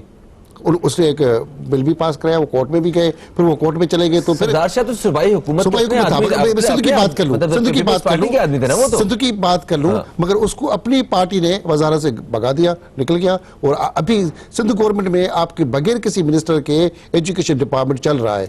निसार खोड़ो साहब, निसार खान उसको तो बनाया, उसका एडवाइजर आपकी कॉलेजेस और हायर एजुकेशन का बना दिया। ऐसे ही आपने स्पेशल एजुकेशन के उसको कासिम नवीद को एडवाइजर बना दिया। इस तरह बहुत सारे एडवाइजर तो आपने रख दिए उधर उधर से लाके, किसी का बच्चा किसी का भाई, पार्टी के अहदेदारों को नवाजने के लिए। एजुकेशन मिनिस्टर भी आपके पास नहीं है, उसके बगैर आपकी चल रही है। और उसके बाद आपका सक्कर के कमिश्नर रफीक बरोड़ को लाके आपने कॉलेजेस का सेक्रेटरी बना दिया। तो लोग तो यहाँ पे रख रहे हैं, अच्छे लोग हैं, मगर मैंने कहा जी माफिया है आपका टीचर, खुद सरकारी स्कूलों को तबाह करने के लिए वो यहाँ बैठे हुए हैं। और यूनिवर्सिटीज के अंदर जैसे मैंने अपनी बात की, यूनिवर्सिटीज के अंदर सरकारी यूनिवर्सिटी में एक प्रोफेसर की तनख्वाह 2 से लेके 5 लाख तक सैलरी है, और उसकी वाइस चांसलर के जो मिलते हैं वो सैलरी से मिला के टीए 40 से 50 लाख रुपए। इस गरीब मुल्क के पैसे किस तरह तबाह हो रहे हैं। और वो पूरी यूनिवर्सिटीज अपने शागिर्दों से इतने पैसे लेते हैं कि जी वो अच्छी खासी बजट है, उसके बाद आपको हायर एजुकेशन लेके सब जगह से पैसे मिल रहे हैं। पैसों का हमारे मसला नहीं है, मसला है नियत का, हमारे नियत की और ईमानदारी के अंदर अपने ईमान में कमी है, जिस वजह से हम काम एजुकेशन में नहीं करें। और एजुकेशन सर देखें, जो यूनिवर्सिटी का टीचर है उसकी तनख्वाह 2 से 5 लाख, क्या उसे 2 से 10 लाख भी होना तो उस पर कोई एतराज नहीं है। ये जो ये उस्ताद होते हैं ना, ये कौम के मेहमान होते हैं, ठीक है, इन्होंने पूरी कौमें तैयार करनी होती हैं। अगर वाकई कोई ऑनेस्टी से और इतना काबिल आदमी अगर आपने उस जगह पे बिठाया हुआ है तो वो इतने पैसे डिजर्व करता है, वरना वो मुल्क से बाहर चला जाएगा, वो जाकर आप सारा टैलेंट बाहर। इस बात से बिल्कुल मुत्तफिक हूं, मगर वो पढ़ाए तो सही। हाँ, ये जो देखें, ये जो सिलेक्शन उसमें आपके अच्छे लोग भी हैं, 10% अच्छे उस्ताद भी हैं, मगर उन उस्तादों को खड्डे लाइन लगाया जाता है, वो पढ़ाते ईमानदारी के साथ। असल में जो माफिया मिली हुई है सियासत के साथ, जो पहले ही हमने इससे बात की, कि वो माफिया यूनिवर्सिटीज के अंदर, कॉलेजेस के अंदर, स्कूलों के अंदर वो काम बात करेंगे, रिश्ता कैसे तोड़ा जाए, कैसे तोड़ा जाए, इस पर बात करेंगे। किरण साहिबा, आप क्या राय रखती हैं? छोटी सी बात मैं इस बात को कहूंगी, देखिए हमारे यहाँ अगर आप तालीम के मेयार की, खासतौर पर असातिज़ा के मेयार की बात करें, हमारे यहाँ असातिज़ा बहुत अच्छे हैं। डिस्पैरिटी पता है कहाँ है? हमारी डिस्पैरिटी है लेवल्स ऑफ एजुकेशन में। जब हम अभी जैसे सैलरी पैकेज की बात हो रही है कि एक यूनिवर्सिटी प्रोफेसर को कितनी मिलती है, एक यूनिवर्सिटी प्रोफेसर बनने के लिए कितने स्ट्रगल से गुजरता है, अभी भी तो देखें, कितने सालों की मेहनत, पीएचडी करना, रिसर्च करना, इम्प्लीमेंटेशन करना, फिर आप जाके उस प्रोफेशनल उम्र के उस बिल्कुल एक स्पेसिफिक एज में पहुंच के फिर आपको वो एरिया मिलता है। अच्छा, जब हम एजुकेशन में बात करते हैं, खासतौर पे एक लफ्ज हम बहुत ज्यादा इस्तेमाल करते हैं जिसे हम कहते हैं प्रायोरिटीज विद इन एजुकेशन। ठीक है, जब हम पॉलिसी भी कर रहे होते हैं, हम बजटिंग भी कर रहे होते हैं, जब हम प्लानिंग भी कर रहे होते हैं, हम अपनी प्रायोरिटीज को सामने रखते हैं कि आगे आने वाले 10 साल के लिए हमें कहाँ जाना है, हमारा टारगेट क्या है। उसके बेसिस पे हम अपने लेवल्स ऑफ एजुकेशन को डिफाइन करते हैं। पिछले जो हमारा 2000 से लेके अब तक का जो वक्त गुजरा है, हमारी प्रायोरिटी रही हायर एजुकेशन, क्योंकि हमें रिसर्च में एक्सेल करना था। तो हमने पूरी जो अपनी अटेंशन थी वो डाइवर्ट कर दी हायर एजुकेशन में। तो उससे हुआ क्या, इन्वेस्टमेंट भी सारी वहां हुई, सारा जो आपके लोग जो फंडिंग दी गई वो उसी में हायर एजुकेशन में दी गई, लोग पढ़ने बाहर गए, यूनिवर्सिटीज बनी, प्राइवेट यूनिवर्सिटीज बनी, एचईसी ने अपना रोल प्ले करना शुरू किया। क्यों? क्योंकि वो एक नीश एरिया था जहां पे हमने काम करना था। अगर हम शुरू से देखें तो हमारे पास प्राइमरी एजुकेशन हमेशा से, सेकेंडरी एजुकेशन हमेशा से, इंटरमीडिएट कॉलेज एजुकेशन हमेशा से, यूनिवर्सिटी हमारा थोड़ा सा रिलेटिवली वीकर एरिया था। अब हुआ क्या कि जब सारी अटेंशन यूनिवर्सिटी पे चली गई तो कहीं ना कहीं वो पीछे के जो एरियाज थे वो अनअटेंडेड रह गए। ठीक है, तो ये जो मगर जरूरत इस जगह पे भी थी, जरूरत थी, यही जरूरत यहाँ पे हमेशा देखिए, आप जब एक इमारत पे चढ़ना शुरू करते हैं ना तो आपका फाउंडेशन बहुत इंपॉर्टेंट है। जब तक पहली बेस इंपॉर्टेंट वो मजबूत नहीं होगी, अब ऊपर कैसे चढ़ेंगे? हमारा प्राइमरी अर्ली इयर्स एजुकेशन सबसे इंपॉर्टेंट है, वो बुनियाद बनाता है। उसी वजह से हमने पहले अब अर्ली इयर्स स्टार्ट किया, अर्ली इयर्स के बाद हमने अब 5 साल से एलिमेंट्री पे हम पहुंच गए 8 साल पर।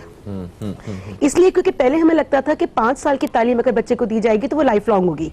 हमने कहा नहीं, 8 साल जरूरी है, इसलिए अब हम एलिमेंट्री एजुकेशन ले आए। तो अगर आप ये देखें ना तो वो जो एक रब्त होता है, जिसे हम एक कनेक्टिविटी कहते हैं बिटवीन लेवल्स ऑफ एजुकेशन, हमारा वो डिस्टॉर्टेड है। हाँ, ये सही। मसला है हमारा। ठीक है, एक बड़ी आपने तफसील से और एक बारीक जो चीज़ है वो उसके बारे में समझाया हमें। भुट्टो साहब देखें, सूबाई हुकूमतों के अंडर है ये सारा मामला तालीम वाला, और इन सब ने अपने अपने मिनिस्टर्स जो हैं वो इस हवाले से रखे हुए हैं, तो काम इसकी बेहतरी के लिए करने की कोशिश कर रहे हैं। एक फेडरल से तो आपको एक बजट मिलना होता है, वो आपने बजट पास कर दिया, अब उसके अंदर रह के अब सारे काम करें, और जितना काम होने वाला है कभी कभी ऐसा भी लगता है कि शायद ये जो पैसे दिए जा रहे हैं शायद ये नाकाफी भी हैं, क्योंकि इतना काम होने की जरूरत है। प्राइवेट सेक्टर काम कर रहा है और सोशल सेक्टर जो है वो भी काम कर रहा है, मतलब बहुत सारी एनजीओ भी तालीम के शोबे में काम कर रहे हैं, चला रहे हैं। बिल्कुल इस वक्त जो सबसे बड़ा मसला आज की पूरी नशिस्त में आप इस हिस्से में और प्रोग्राम के पहले हिस्से में दूसरे मेहमानों के साथ भी वो ये था, तालीम और सियासत को अलग अलग किया जाए, और ये करेंगे, ये कौन करेगा? ये अवाम करेंगे। अवाम किस तरह करेंगे?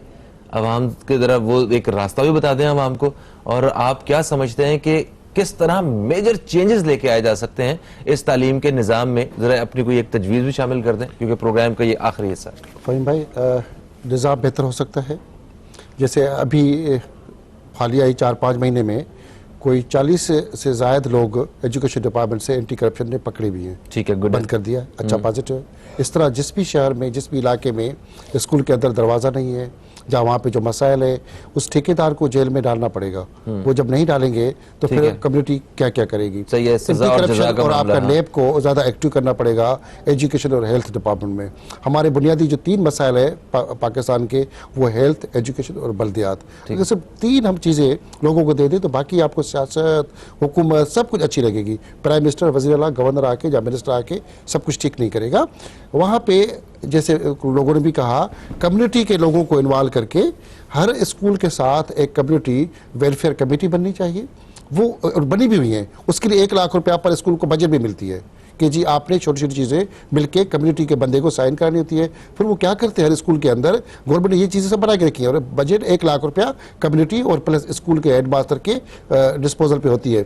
मगर 1 लाख रुपया वो भी करप्शन में भीड़ चढ़ जाता है। उनकी मंथली मीटिंग भी होती है, वो भी बहुत सारी मीटिंग जाली दिखाई जाती है। उसको प्रॉपर शफाफ कोई नेकमर्द मस्जिद का पेशमा भी लेके, वहाँ की वेलफेयर, वहाँ का काउंसलर, वहाँ का MPA, प्रॉपर कमेटी बननी चाहिए। हेड मास्टर जो भी जिस स्कूल में जाता है उस कमेटी को तोड़ के फिर वो 1 लाख खाने के चक्कर में भी तबाही कर देता है। 1 लाख रुपए कुछ भी नहीं अच्छा, है। हम सिर्फ हेडमास्टर को बुरा नहीं कह सकते। देखिए वो भी सरकारी स्कूल, देखिए सरकारी स्कूल है ना, वो उसके पीछे भी सरकारी अफसरान है। हो सकता है वो भी बेचारा फंड के चक्कर में बैठा होकर कि भाई मैं कब से अप्लाई किया हुआ है, बताया हुआ आगे कुछ नहीं कर रहे, मैं अपनी तनख्वाह से नहीं करूंगा। सालाना SME फंड जिसको कहते हैं वो बजट है। दूसरी बात के जब वो कमेटी बनती है तो जो काउंसलर बनता है, MPA बनता है, तो वो जाहिर बात है स्कूल में कमेटी के अंदर वो भी फिर बैठ रहा है, तो वो फिर उसके साथ मिली भगत पहले से ही हो जाती है। जिस भी पार्टी जहाँ पे जो है वो उनके साथ ताल्लुक बन रहा है। सबसे पहले इलेक्शन कमीशन को चाहिए कि जी उनकी इलेक्शन कमीशन के पास मजबूरी है, उनके पास अपना स्टाफ नहीं। वो एजुकेशन में सबसे ज़्यादा स्टाफ की वजह से उनकी मदद लेते हैं और स्कूल की छुट्टियां हो जाती है, बच्चे बाहर बैठे होते हैं। अगर फिर वो लोग कहाँ से एम्प्लॉय लाए? हमारे मुल्क के अंदर इलेक्शन कमीशन के लिए मेरे ख्याल में अलग कोई निज़ाम बनाना पड़ेगा, तब जाके मुल्क के अंदर सियासत और एजुकेशन में तब्दीली आ सकती है। बिल्कुल सही। Thank you so much Hamid Bhutto साहब तशरीफ लाए। किरण साहिबा आपका भी बेहद शुक्रिया, आप तशरीफ लाएं। आज हमारे मेहमानों से जो इस मौजू पे बात हुई है उसमें, और जो आप दोस्तों से भी बात हुई, जो आपके सवालात हमने देखे, नए स्कूल्स बनाने से बेहतर है कि जो स्कूल्स बने हुए हैं इन्हीं को बेहतर किया जाए, और जो पैसे हम तालीम के लिए मुख्तस कर रहे हैं, जो ये गवर्नमेंट कर रही है, उनका जरा पूरे एहतसाब के साथ और कड़ी नजर रख के उनको हर जगह पे खर्च किया जाए तो तालीम का निजाम वैसे ही बेहतर हो जाएगा। और हम भी अपनी तरफ से जो कोशिश कर सकते हैं हमें करनी है। हम अगर अपने बच्चे को अगर 30-40 हज़ार या 20 हज़ार या 10 हज़ार रुपए महीने वाले स्कूल में दाखिल करवाया हुआ है, तो कम से कम एक ऐसा बच्चा जो तालीम से महरूम है उसको 600-800 रुपए देके हम कम से कम उसको किसी स्कूल में, सरकारी स्कूल में दाखिल करवा ही सकते हैं। अपना इतना सा हिस्सा सोसाइटी में रहने के नाते हमने भी अदा करना है। फहीम अब्बास को, न्यूज़ कैफे टीम को दें इजाजत। आप दोस्तों से फिर मुलाकात होगी, तब तक के लिए खुदा हाफिज। पाकिस्तान जिंदाबाद।